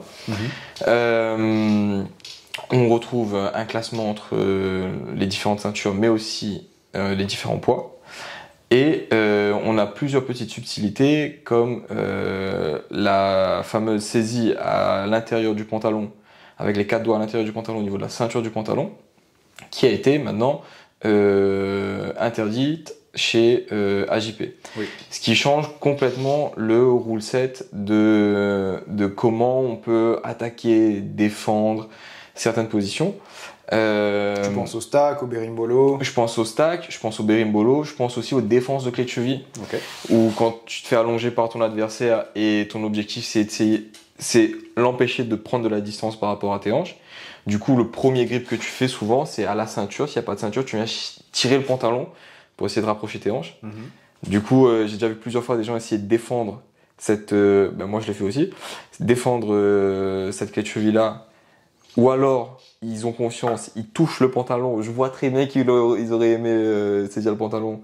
Mais non, il fallait chercher 5 cm plus haut et du coup, ils sont arrachés la cheville comme ça. Ou, moi, je l'ai fait aussi. À la première compétition où ils ont mis cette règle-là, clé de cheville sur moi, je fais la saisie au pantalon, je tire, et là, l'arbitre me disqualifie parce que c'était une soumission. Et si je fais quelque chose qui oblige l'arbitre à arrêter la soumission, ça veut dire que tu es disqualifié. D'accord. La seule chose qui est valide, c'est de sortir des tatamis pour la clé de cheville, de rouler jusqu'à la sortie des tatamis. Dans ce cas-là, l'adversaire prend 2 points et on recommence le combat. S'il y a fuite d'une soumission, disqualification. Si tu fais cette saisie au pantalon quand il attaque la cheville, disqualification aussi. Ok. Si tu prends juste au pantalon, punition, avantage, donc 1 point. C'est ça? Comment ça, si tu prends le pantalon? Si tu prends le pantalon, il se passe rien. T'es juste en train de lancer un berimbolo, l'arbitre te touche la main, il dit lâche ça, il te met une claque comme ça. Ouais. Et ça donne un point à l'autre. Un point à l'autre. Okay. Du coup, pour tous les gars aussi qui attaquent le dos à partir du berimbolo, ça change un peu la dynamique. Ça change, ouais. Parce que le but du berimbolo, c'est de poser les hanches, de tirer les hanches de l'adversaire pour essayer de prendre son dos. Là, du coup, il va falloir ou tirer sur la jupe du kimono, ou tirer juste en dessous de la ceinture, prendre le pantalon et tirer là, ou alors tirer de la ceinture du kimono même. Sachant que si l'adversaire perd la ceinture pendant le combat ou si la ceinture est défaite, il n'y a pas cette saisie-là. Du coup, ça complique un peu le jeu aussi. Donc, bon, pour revenir à ça, Paquito, je sais qu'il était OK pour combattre dans cette fédération-là parce qu'il y avait la saisie au pantalon qui était possible et il y avait berimbolo qui était possible. Donc, pour lui, c'était OK. Donc, est-ce qu'il y a d'autres différences de règles? Oui, il y en a une qui est notamment l'arbitrage vidéo. L'arbitrage vidéo quand on retrouve chez AJP mais qu'on retrouve pas chez IBJJF. Exactement. Donc pour ceux qui n'ont pas l'habitude, effectivement, l'arbitrage vidéo, c'est très simple. Le coach qui est dans le corner, qui est un coach officiel, a une carte. Il a le droit, s'il n'est pas d'accord avec l'arbitrage, il a un délai rapide, hein, l'action vient de se passer, on va dire il y a 10-20 secondes maximum, où il va montrer la carte à l'arbitre qui doit arrêter le combat, s'il n'y a pas une action engagée, qui doit arrêter le combat, et ensuite on va faire un rewind sur les 30 secondes qui sont passées pour voir si le coach a eu raison ou non de s'opposer à la décision de l'arbitre. Vas-y, je t'en prie. Qu'est-ce qui se passe si il a tort? Deux possibilités, justement. Le coach a eu raison de s'opposer à la décision de l'arbitre, l'action ou la non-action de l'arbitre, ou les points qui ont été attribués. Eh bien, il y a correction dans l'arbitrage, les points sont donnés, attribués ou retirés, tout va bien. Le coach garde ce qu'on appelle son droit au challenge. Okay. Deuxième option, le coach se trompe dans sa demande, il demande une correction qui n'a pas lieu d'être. Dans ce cas-là, le coach se voit retirer son droit de challenge pour cet athlète pendant toute la phase qualificative, c'est-à-dire jusqu'au tableau final, quart de finale. C'est-à-dire que le coach n'a plus le droit de s'opposer à la décision de l'arbitre. Voilà comment ça se passe. Donc là, c'est quand même assez intéressant. Je trouve que c'est une arme qu'il faut utiliser intelligemment. Et d'ailleurs, avec Seb, on s'était mis d'accord sur le fait que s'il y avait vraiment une situation que moi je trouvais litigieuse depuis le tatami, il y avait un signe, comme si on jouait aux cartes, au Kems, quoi. Et il fallait qu'il... Je suis nul à ça. J'aurais oublié mes propres règles. Il fallait qu'il le demande. Ok. Heureusement, il n'y a pas eu besoin de demander. Les décisions de l'arbitre n'ont jamais été, comment on dit ça, contraignantes pour moi. Est-ce que quand le challenge est refusé, est-ce qu'il y a un point pour l'adversaire? Non. Je sais qu'en lutte, je crois qu'il y a cette règle-là qui fait que tu peux pas jeter ta carte comme tu veux. Okay. Parce que l'autre peut récupérer un genre une perte de temps pour tout le monde, l'arbitre punit le combattant et c'est l'autre qui reçoit. Non, on n'est pas là et heureusement. Mais je pense que ce système de arbitrage vidéo, des fois c'est un peu long, ça pose problème parce que ça arrête la dynamique du combat, donc il y a une bataille de concentration des deux parties. Exactement. Mais je pense qu'il y a quand même aussi, rien n'est parfait dans ce sport, mais il y a aussi des avantages qui sont notamment une correction de l'arbitre, parce qu'il y a une chose qu'on ne veut pas dans ce sport et dans le sport en général, c'est perdre pour faute d'arbitrage. Ouais. Et ça depuis que j'ai fait la compétition à Abu Dhabi, le truc que je me suis dit, c'est cool que l'arbitrage vidéo soit là. Ça m'a fait gagner un combat, ça m'a fait perdre la finale. Et le truc qui m'énerve, c'est quand je vois un athlète recontester la décision qui a été déjà prise, surtout après consultation du VAR. Parce que ça veut dire que l'arbitre a vu un truc, ok, il y a eu contestation, 2 autres arbitres ou 3 autres arbitres sont en train de regarder la vidéo et se mettent d'accord pour prendre une décision, et le gars continue à contester. Ça, vraiment, ça, je trouve que c'est culotté. Ah, c'est arrivé, ça arrive encore, malheureusement. Donc voilà, est-ce qu'il y a encore des différences? Les différences avec le Newaza, je crois que... Ah, bah oui, la grosse différence, d'ailleurs, qui me permet d'arriver à la 3e place, c'est ce tableau de repêchage. Et là, je suis en train de repenser à un autre truc, peut-être, le Golden Score. Et le Golden Score, exactement. Qui a chez AJP, mais qu'on ne retrouve pas chez IBJJF. Exactement, bon, on va en parler alors. Alors la première chose, autre différence qu'on a évoquée, c'est le repêchage. Le repêchage, c'est assez intéressant dans la fédération de Newaza et puis du coup dans la fédération de JJF. Ça permet à toute personne qui se présente à la compétition d'avoir la certitude d'au moins faire 2 combats. Ça enlève un stress. C'est pas tout à fait du coup la même façon de combattre, peut-être, mais en tout cas, je trouve que ça a cet avantage de proposer aux personnes de venir et d'avoir au moins 2 combats dans le mois. Donc, si je ne me trompe pas, et je ne vais pas trop m'avancer là-dessus, je pense que toute personne qui perd au premier tour se voit directement arriver dans le tableau de repêchage. L'avantage, comme je viens de le dire, il y a au moins 2 combats. L'inconvénient, c'est que ça retarde énormément l'avancée du tableau. L'avancée du tableau, ça veut dire que entre 2 combats, je crois que j'ai compté entre les 3 premiers combats que j'ai fait, à chaque fois il y a 1 heure, si c'est pas 1h30 qui sépare les combats. Wow. C'est énormément de temps, 1h30 à attendre pour aller combattre. Donc ça, c'est la principale différence avec ce qu'on a l'habitude de voir en IBJJF ou en CFJJB, le repêchage. Et le repêchage est un tableau obligatoire pour pouvoir accéder à la 3e place. Ce qu'on a l'habitude de voir en IBJJF et en CFJB, c'est bon, j'ai perdu en demi-finale contre le 2e ou le 1er, donc j'ai accès au podium. C'est pas valable en Newaza et en JJF. Si j'ai perdu, j'ai toujours ma chance d'accéder à la 3e place, mais il faut que je me batte pour. C'est-à-dire que si je perds contre le 1er en demi-finale, il va falloir que je combatte contre la personne qui a remonté tout le tableau pour être la personne sur la 3e place. Et donc il y a 2 tableaux de repêchage, en gros, enfin ça se divise en 2, qui donnent accès aux 2 places de 3e. Donc ça, c'est la principale différence avec ce qu'on a l'habitude de voir, qui est intéressante d'ailleurs pour ces raisons-là. Et ensuite, on a le Golden Score, comme tu l'as évoqué, qui est aussi un système intéressant, particulier mais intéressant, avec ses avantages et ses inconvénients. En cas d'égalité parfaite, donc vraiment parfaite, pas de différence de pénalité par exemple sur une égalité, c'est égalité parfaite, il y a ce qu'on appelle le Golden Score, comme en judo. La première personne qui ponctue, que ce soit en termes d'avantage ou de points, ou si l'autre fait une faute qui pousse à la pénalité, la première personne qui arrive du coup à scorer est désignée comme vainqueur du combat. Quand tu dis égalité parfaite, c'est le 0-0 ou est-ce que si jamais on est à tous les 2 points plus un avantage pour chacun, c'est... Égalité parfaite, c'est-à-dire qu'on a le même nombre de points, le même nombre d'avantages, le même nombre de pénalités. Ok. Ce qui est différent de AJP, puisque AJP, le dernier scoré, c'est celui qui gagne le combat. Voilà. Du coup, le Golden Score, il va apparaître que si vraiment il y a eu 0-0. Ok. Alors donc du coup, par rapport à AJP, c'est que s'il y a eu un 0-0, puisque c'est le dernier qui score qui gagne.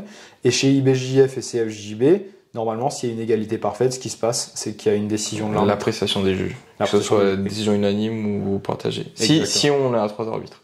Exact. Ouais. Ok. Donc ça, c'est les 2 principales différences que je vois sur le combat même, lorsqu'il s'agit de combattre. Au niveau de l'organisation de cet événement-là, qu'est-ce que tu en as pensé le jour même là déjà tu as parlé de plusieurs trucs qui sont positifs et d'autres qui sont un peu moins positifs. Mais qu'est-ce que tu en as pensé? Est-ce que tu t'es senti traité comme un professionnel? Alors, oui, globalement je dirais oui. Ce que je recherche dans un événement, pour me sentir, comme tu dis, comme un professionnel, c'est un événement où on peut déjà suivre l'avancement des combats. C'était possible. C'est pas toujours possible dans toutes les compétitions. Le budget alloué est pas toujours celui qu'on voudrait avoir. Donc, en termes d'organisation, on avait le suivi des combats sur un écran qui montrait sur le tatami 1, 2 et 3, parce qu'il n'y avait que 3 tatamis, l'avancement des 5 prochains combats. Ce qui permet déjà de se projeter plus ou moins à peu près pour savoir à quel moment, chacun sa routine, mais à quel moment on se remet dans un reconditionnement échauffement, à quel moment on se repose plutôt, on est sur la phase de repos. Donc ça, c'était assez intéressant à ce niveau-là.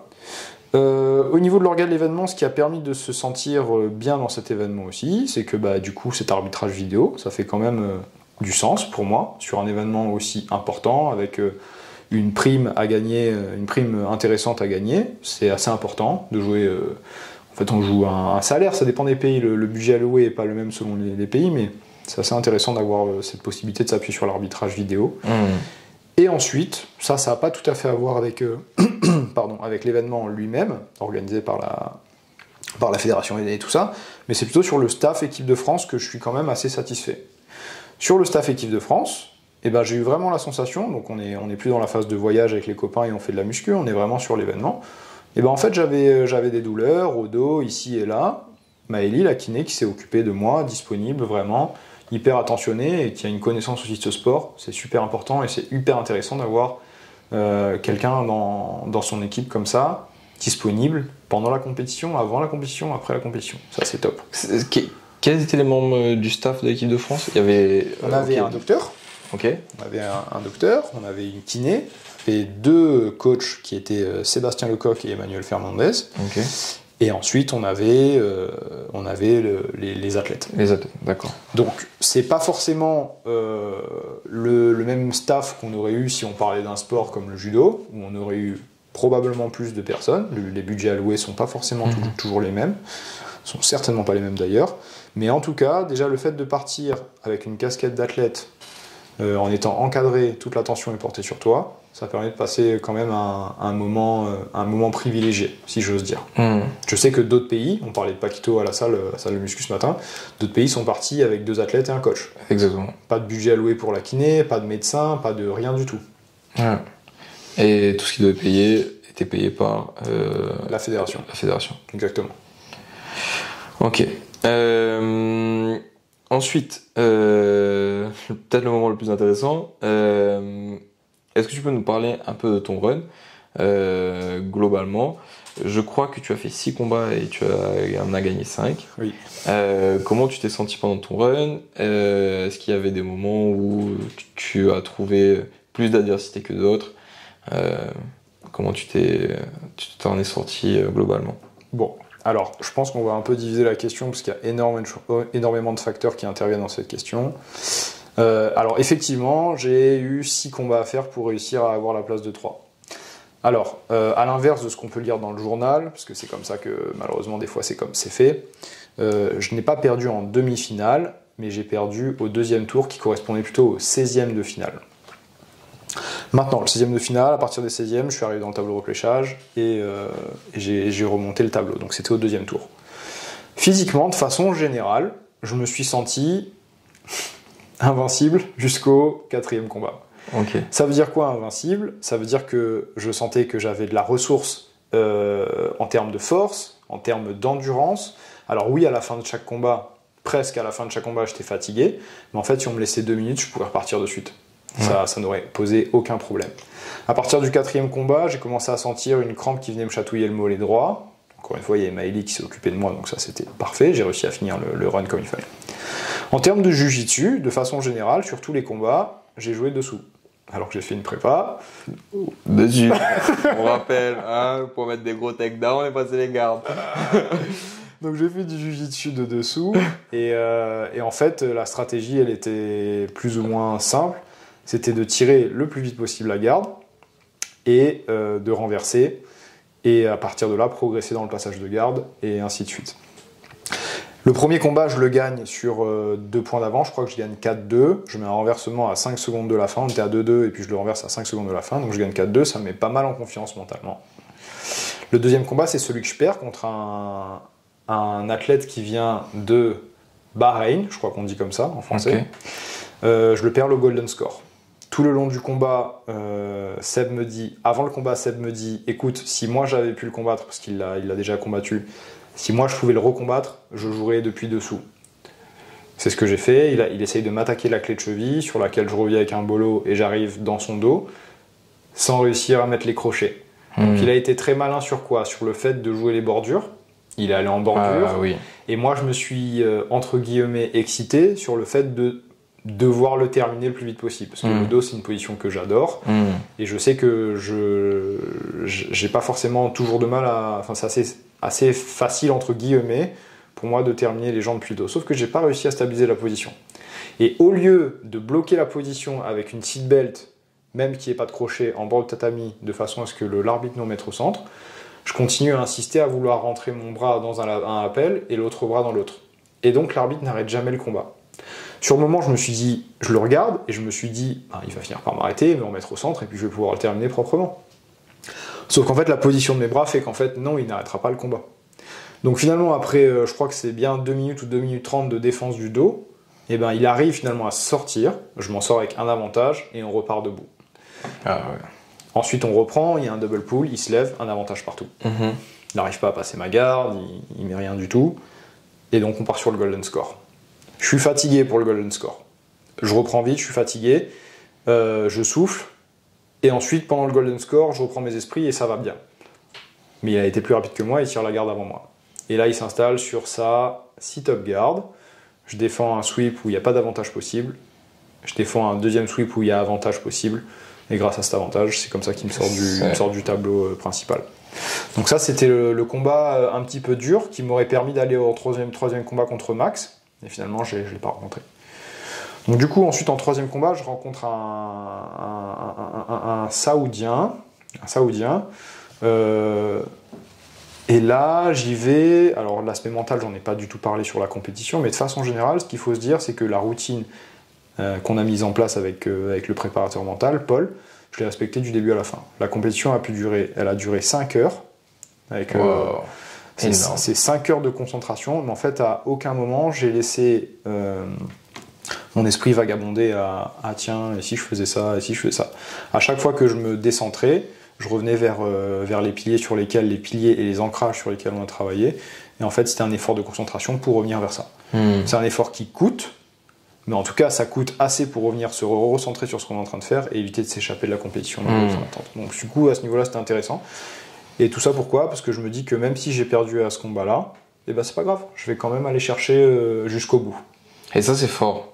Parce que souvent, ce qui peut se passer, c'est que quand il se passe un pépin comme ça, on laisse tout passer, on perd le contrôle et on essaie de quitter, on abandonne de la compétition. Exactement. Et plusieurs fois, les gens qui sont autour de moi, j'en ai déjà vu, qui sont super forts, super durs dans le jiu-jitsu, sont vraiment des gars qui pourraient tout gagner. S'il se passe un truc comme ça, ils ont du mal à recommencer le deuxième tour. C'est un changement d'émotion trop important et j'ai l'impression qu'ils se font un peu noyer par ce qu'ils ressentent à l'intérieur, ils n'arrivent pas à reprendre le contrôle. Et moi, j'ai déjà fait 2 fois ça, perdre le premier tableau et aller au repêchage. Et le truc qui m'a fait continuer, déjà, c'est le fait que j'allais pas abandonner. Le deuxième truc, c'est que c'est comme mettre un pied devant l'autre. Je vais pas m'arrêter maintenant parce que j'ai trébuché, tu vois. Et je me suis dit, c'est juste un autre combat. Et là, je me relance.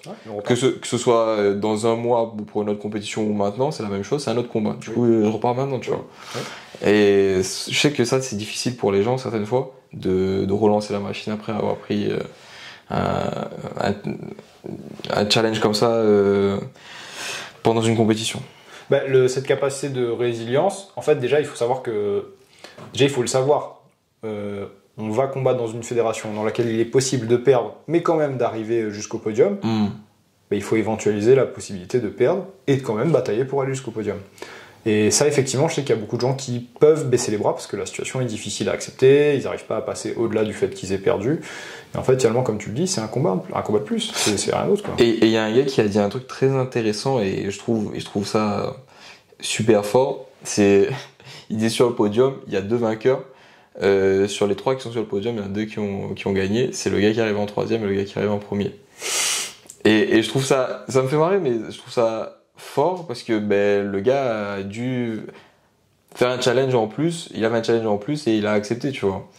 Et c'est quand moi j'étais à Abu Dhabi, le seul truc que je voulais pas, c'était partir dans le tableau de repêchage parce que je me suis dit allez, c'est bon, il va falloir. Je suis à un combat de gagner le championnat, ou alors je suis à 2 combats de me faire sortir, tu vois. Ok. C'est vrai que moi, sur l'événement, je le pense pas du tout comme ça. Là, l'événement, justement, c'est ça qui est bien d'avoir le coach à côté de soi, c'est que Seb, il commence à me dire « Ouais, encore ça, Tan ». Je dis « Seb, stop, combien de combats il me faut là ? J'ai combien de combats à faire pour finir ?» Je suis dans le tableau de repêchage. Au bout d'un moment, il y a quand même ce sentiment de j'en ai marre qui s'installe. Ouais. Dis-moi juste combien il faut gagner pour arriver au podium et on s'arrête là. Je veux pas savoir plus. Ouais. Et du coup, il me dit écoute, là je suis au 3e, mais voilà, quand il me reste 2 combats, il me dit il t'en reste 2, tu gagnes tes 2, on s'en va avec la médaille et c'est fini. Ok, c'est bon, j'ai l'information, on reste concentré dans la routine, dans les ancrages et on reste là-dessus. Ok. Du coup, j'arrive sur le 3e combat, donc le premier combat de repêchage, et là je tombe contre un Saoudien à qui j'arrive à mettre un triangle assez rapidement, donc ça je me suis économisé. Os. fait ça. Sur le 4e combat, il me semble, si je me trompe pas, que je prends le Kazakh contre qui Younes a perdu. Donc j'étais prévenu. Younes m'a prévenu de ce qu'il faisait. Sébastien aussi. Et du coup, à ce Kazakh-là, je crois que je l'ai renversé. Pareil, juste avant la fin. Je crois en gagnant 4-2 aussi, quelque chose comme ça. Ensuite, je tombe, si je me rappelle bien, au 5e combat contre un Suisse. Un Suisse super sympa, avec qui je me suis très très bien entendu. Ike. Là, le combat était solide et c'est le moment où je commence à être physiquement un peu dans le mal. Alors, autant avant d'entendre le combat, j'ai mes routines. Parmi les routines, il y a un peu d'activation physique, même à 2-3 minutes d'entrée sur le tatami. Là, j'étais assis sur le tatami parce que je pouvais plus bouger, mon mollet était plus du tout bon et c'est la kiné qui était en train de me soigner à ce moment-là, à 2 minutes du combat. Donc, le combat était dur physiquement à ce niveau-là. De bons passages, en plus, il fait quelque chose qui est super, qui peut être troublant, c'est qu'il avance pied gauche. Différent de tout le monde, donc ça c'est embêtant. Mais il fait un très très bon combat et finalement je reviens sur le golden score et là mentalement ce qui se passe dans ma tête c'est ok, une fois, pas deux. Donc je joue dessous et puis c'était dur parce que physiquement il est très très stable et j'arrive quand même à lui mettre un renversement avec depuis une position avec un lasso, je sais plus si c'était double sleeve ou collar and sleeve, mais je lui mets un renversement, ça me fait les 2 points et je passe le tour. Et le dernier combat, c'était donc contre un Kazakh qui était physiquement très très solide. Et là, je savais que c'était le dernier combat, donc le dernier effort. Mentalement, dans ma tête, c'est ok, on y va pour gagner. On va faire toutes les actions pour scorer le premier.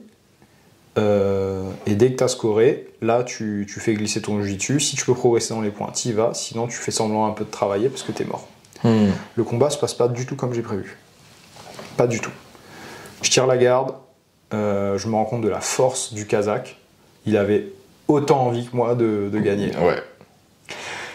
Et là, c'est pas que je stresse, mais c'est que je me rends compte que ça va être vraiment très très dur. Je me dis, Nico, il faut que tu continues à croire en toi, il faut que tu continues à faire ce travail mental dans la compétition, d'être concentré sur la tâche et non plus sur l'objectif de médaille ou de podium. Tu te concentres sur la tâche et tu fais de ton mieux avec ça.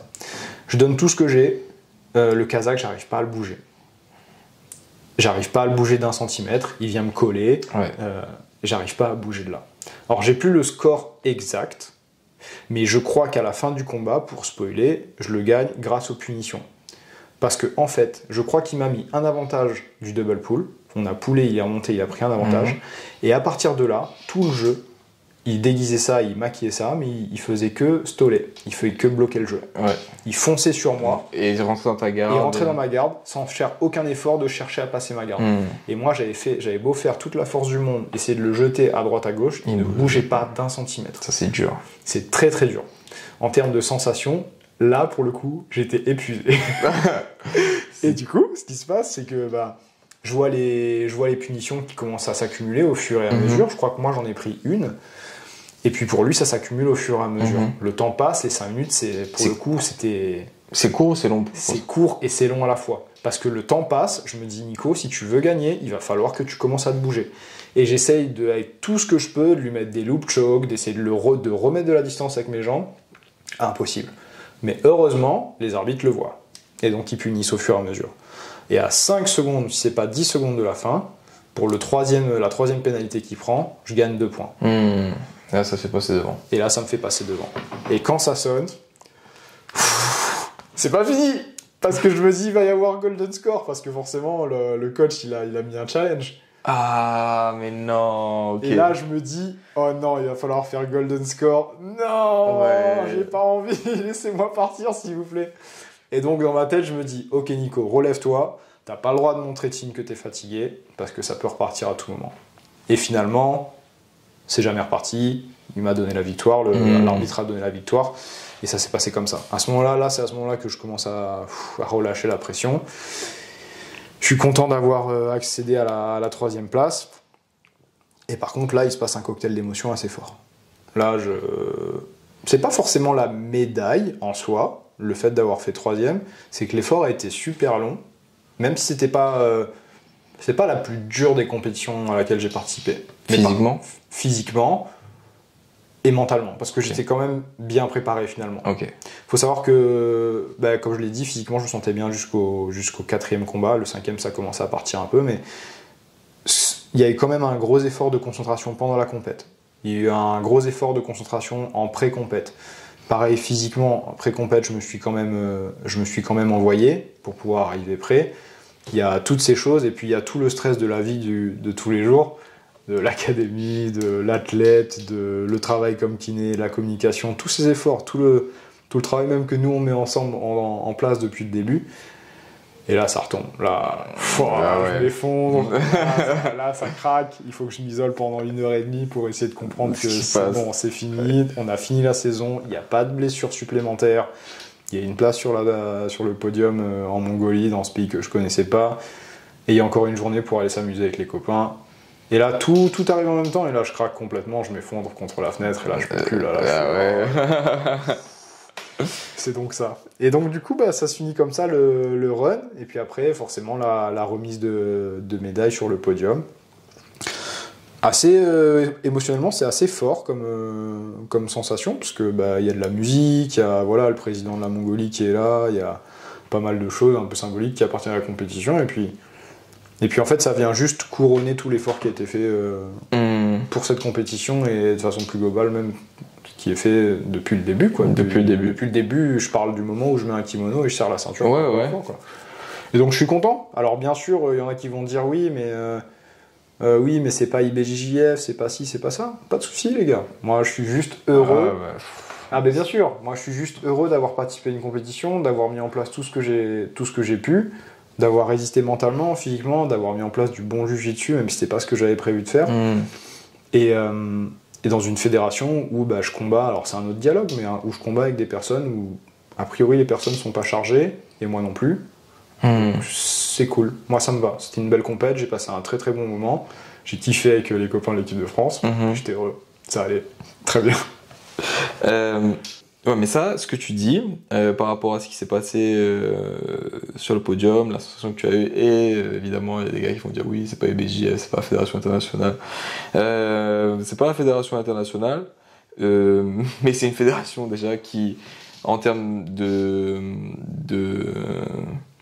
professionnalisation des athlètes, est loin devant IBJJF. Je sais pas si le troisième, celui qui finit sur la troisième marche du podium à IBJJF reçoit une prime. Non. Très bien, donc voilà déjà. Je sais pas si au niveau de l'organisation de IBJJF, etc., c'est aussi poussé. Par exemple, aux derniers mondiaux, pour parler de cet arbitrage vidéo, aux derniers mondiaux de IBJJF, je crois que c'était l'absolu Gabriela Pessanha contre Ana Carolina Vieira. On parle de mondiaux IBJJF ? On parle de mondiaux IBJJF. Finale de l'absolute, les deux se croisent, Gabriel Pessanha, je crois, prend le dos de Ana Vieira, commence à faire choke. Et là, mais il y a 3 arbitres sur les tatamis, personne voit que Anna est out, et du coup continue à étrangler, etc. Wow. On a pu comprendre ce qui s'est passé que en voyant ce qui s'est passé sur la vidéo. Et il y a des punitions qui sont pas attribuées ou des avantages qui sont perdus parce qu'il n'y a pas eu cet arbitrage vidéo là aussi. Donc non, c'est je pourrais pas comparer les deux fédérations, c'est deux trucs différents. Et du coup, moi, quand tu es monté sur le podium, j'étais content pour plusieurs raisons. Déjà, la première raison, c'est que moi, j'ai ce truc-là qui fait que si j'ai un gars qui est proche de moi et qui je me suis entraîné et tout ça, qui gagne un truc, j'ai l'impression que je gagne aussi. T'as gagné. C'est peut-être bête, mais une fois, je me fais sortir de l'absolute. Erreur d'arbitrage, je me fais sortir de l'absolute. Moi, je suis out. On voulait fermer avec Henrik. Mais du coup c'est triste pour moi, mais je vois Henrik qui continue à combattre, du coup je cours et je vais encourager Henrik. Une fois j'étais en Italie, je perds pareil, et je vois Henry qui combat et les gars de la team qui combattent, du coup là je repars et je m'oublie un peu, tu vois, j'oublie la partie athlète, mais là c'est les gars qui ont besoin d'appui, d'encouragement, de soutien, et du coup je suis là. Et à chaque fois qu'ils gagnent un combat, c'est comme si moi je gagnais aussi. Et quand ils gagnent une compétition, c'est pareil. Donc là, j'avais cette sensation-là aussi. Je sais plus si tu étais le seul, mais je crois que c'est le seul à ramener une médaille. Non, il y a Stéphanie Fort, une très bonne pote qui a combattu en 69 kg, qui a fait 3e. Elle fait une prestation assez dingue. Stéphanie, pour la décrire et en dire 2 mots, c'est une judokate avec une force de malade. Qui aurait très bien pu combattre d'ailleurs en 63, parce qu'en fait sa vraie KT, si on regarde bien son poids, comment ça bouge, elle aurait pu combattre en 63. Elle aurait pu faire une très belle performance, je pense. Il y a Laetitia Boès qui combat, si je me trompe pas, désolé Laetitia si je me trompe, mais je crois que c'est 48 kg la catégorie, qui va jusqu'en finale et qui fait 2e après avoir pété le pied, je crois, d'une Emirati, si je dis pas de bêtises, Emirati ou israélienne, je crois que c'est Emirati. Très très bon run. L'Emirati refuse de taper sur la clé de cheville à la fin, parce qu'elle sait que le cash prize dans ces pays-là, c'est pas comme chez nous en Europe. C'est beaucoup plus élevé. On parle de dizaines de milliers d'euros, je crois, 80 000 euros à peu près. Ce qu'on trouvera jamais d'ailleurs en IBJJF. Ensuite, il y avait qui d'autre en Newaza? En Newaza, on a Laurine aussi, qui combat dans la catégorie des lourdes. Je crois que c'est plus de 70, si je dis pas de bêtises.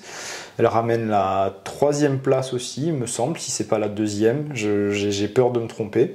Donc là, c'était beaucoup de combattantes très judokates. Les combats ressemblaient beaucoup à du judo. C'était assez rigolo à regarder. Et puis ensuite, on a tous les autres copains. Donc je pense à Gabriel Chani, très bon pote à moi, qui a combattu la catégorie de Paquito en moins de 85, contre qui d'ailleurs il perd dans le tableau principal. Et ensuite, il fait un bon run. Il fait 5, du coup. Et on a Younes, qui est mon pote de KTE pour cette année en moins de 77, qui n'a pas fait sa meilleure compétition, mais qui a fait. Younes, déjà, c'est un gars que j'adore, parce qu'en fait, très bonne mentalité sur la compétition. Il y va à fond, il aime la bagarre, il aime l'opposition, il a une très bonne technique. Donc, c'était pas forcément son jour, mais je sais qu'on va repartir. J'espère qu'on va repartir ensemble sur les prochains événements européens d'ailleurs, et puis voilà. Mais c'est vrai qu'en termes de français en Newaza, je crois qu'on a été du coup 1, 2, 3, 4 à ramener une médaille sur 8 athlètes engagés. Ce qui est pas mal. Ouais. Ce qui est pas mal. Et puis juste pour finir sur cette professionnalisation, l'aspect professionnel dont tu parlais, oui, c'est vrai qu'en IBJJF, aujourd'hui, on est quand même sur des systèmes d'open, encore, 9 fois sur 10. Donc tous les gens peuvent participer à la compétition, il faut engager des frais de transport, d'hôtel, de toutes ces choses-là. Sur le parcours Newaza, qui implique d'être sélectionné dans l'équipe, donc il y a certaines sélections qui sont à faire. Alors moi j'ai eu la chance de ne pas avoir à faire toutes les étapes sélectives. J'ai eu la chance de pouvoir participer au championnat de France de Newaza sans avoir à faire les phases sélectives. Mais il y a quand même une sélection préalable à faire pour pouvoir prétendre appartenir à cette équipe. Et puis ensuite, le fait de gagner une compétition internationale comme les mondiaux ou les championnats d'Europe de Newaza ou je crois qu'ils appellent ça les Olympiques, ou c'est pas les Jeux Olympiques, mais en fait c'est l'équivalent pour les Jeux, les sports de combat. Ça permet d'avoir le statut de sportif de haut niveau, qui offre pas mal d'avantages en termes de subventions, de bourses et ces choses-là.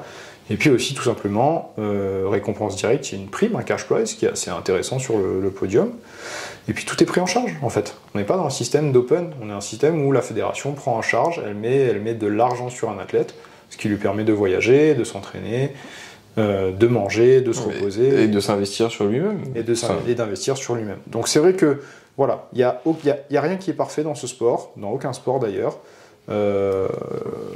Par contre, c'est vrai que sur le parcours du Newaza, on a une prise en charge qui est quand même assez intéressante. D'accord.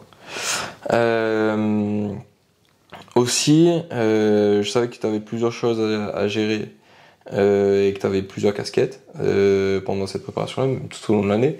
De kiné, de prof, de jiu-jitsu, de s'occuper de la gestion, que ce soit de l'académie, que ce soit physique ou en ligne, que tu avais une casquette d'athlète aussi, que tu avais ta casquette de vie perso.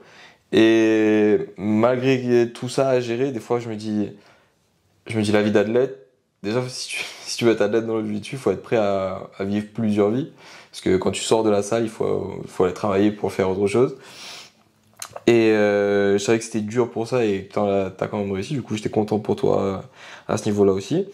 Et je sais que l'année dernière, tu étais un peu dans le doute par rapport à la transition, tu sais, un barème complètement aléatoire, mais qui est de IBJJF, passer adulte à master.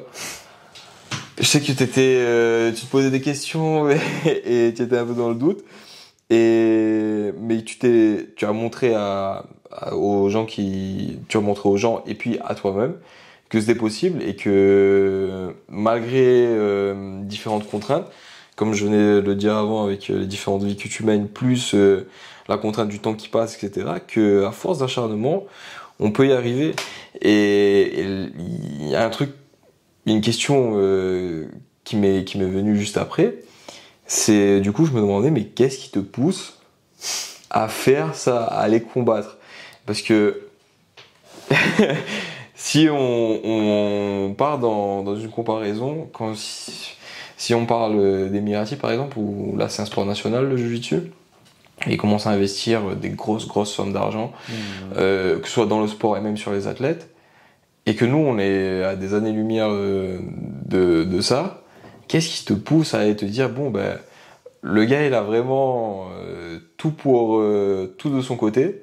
Moi, j'ai pas grand chose de mon côté, mais je vais essayer quand même d'aller me bagarrer contre lui.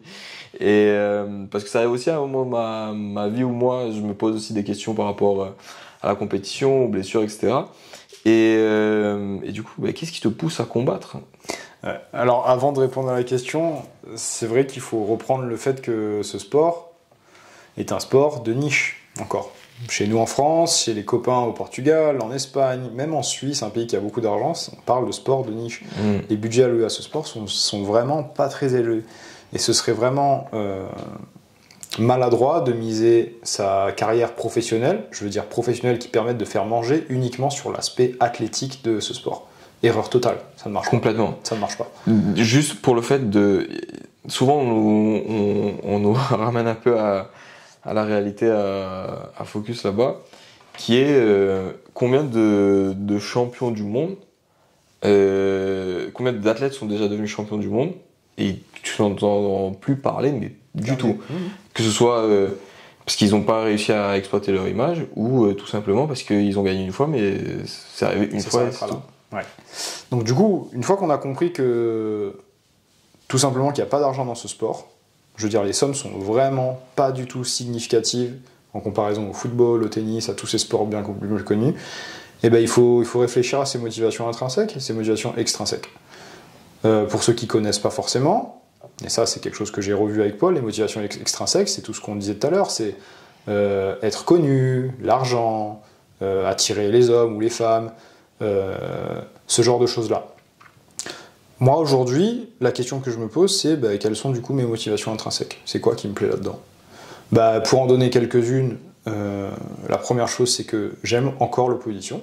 Je ne sais pas si le encore a toute sa place, j'aime l'opposition.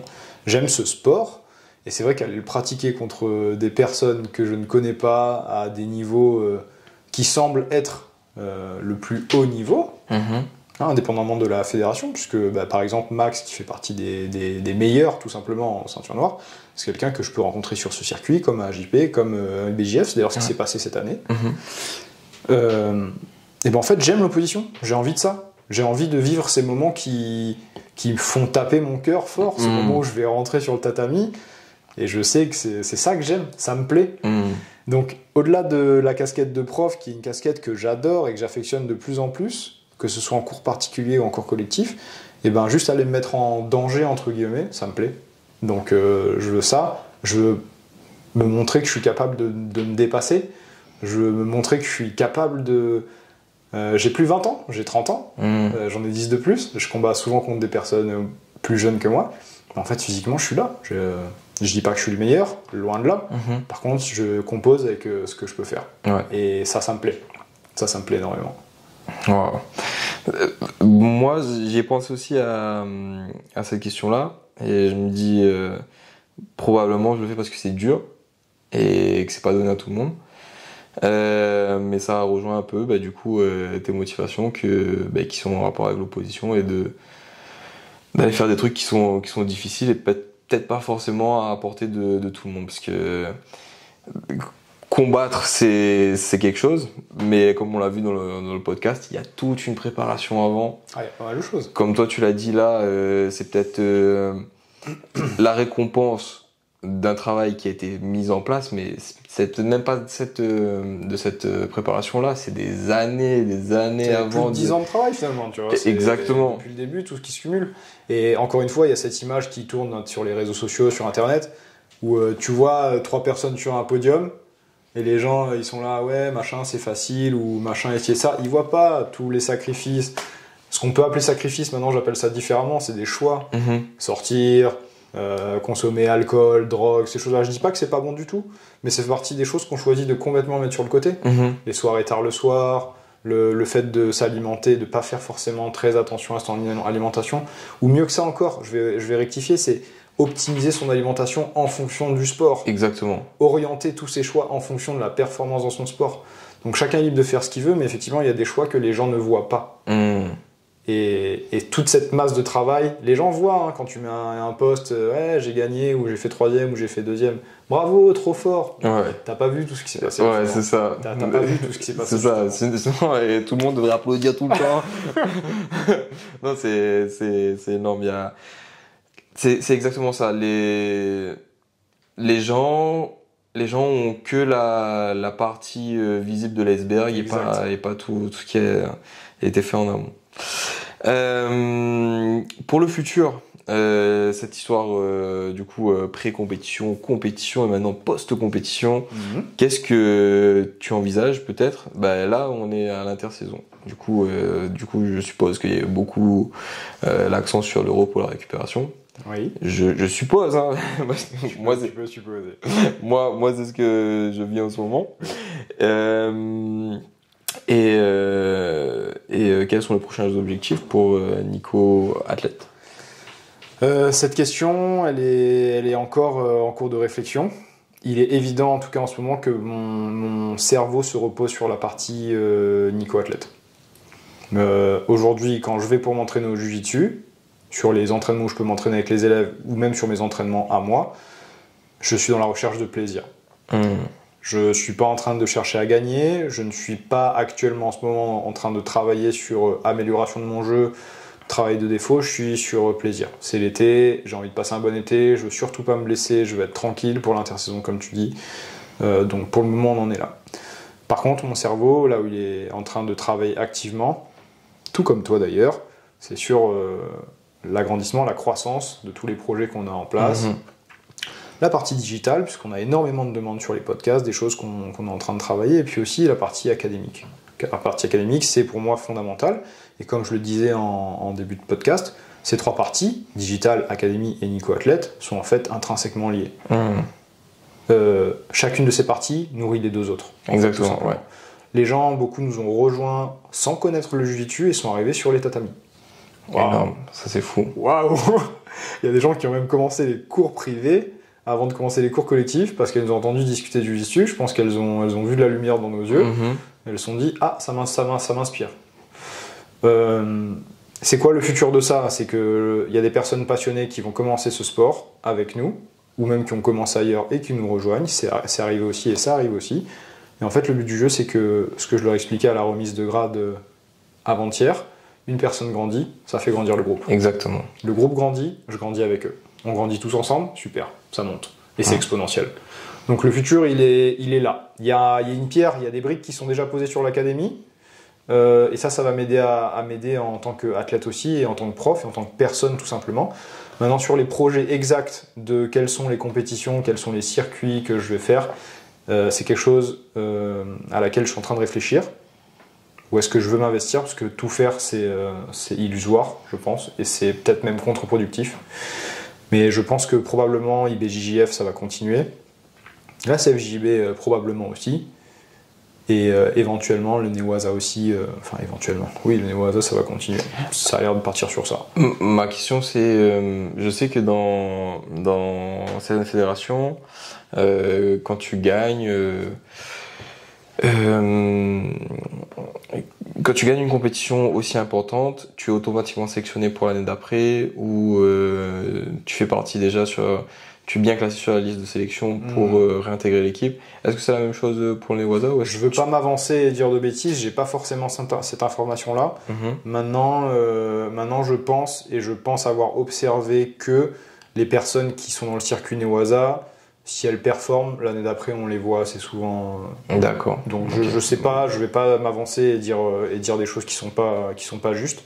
Mais il me semble que ça aide en tout cas d'avoir mis un pied dedans, sur le podium notamment.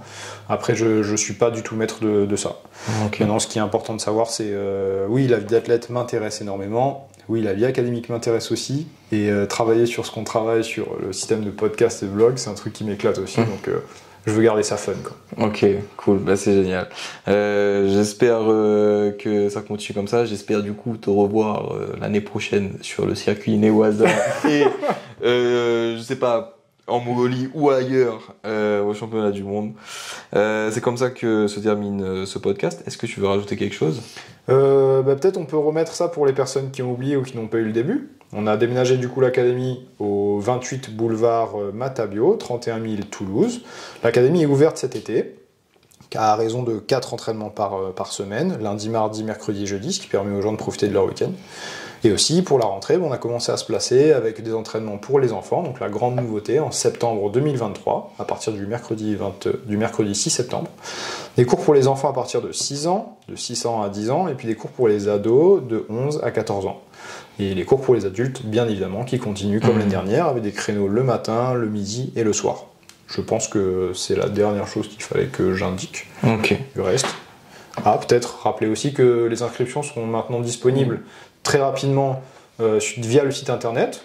Donc vous pouvez directement vous inscrire en ligne, retrouver toutes les infos sur l'académie, aussi sur la boutique qu'on a mise en place, et aussi sur tout ce qui est digital, puisqu'on a des liens de redirection vers nos différentes plateformes, Spotify, Instagram, MetaJJB pour la partie digitale, meta.jb pour l'académie. Académie. Sur YouTube, vous pouvez d'ores et déjà vous abonner, laisser des likes sur la vidéo, partager la chaîne avec vos potes du Jiu-Jitsu, et même les potes qui ne font pas encore du Jiu-Jitsu, mais qui pourraient être intéressés.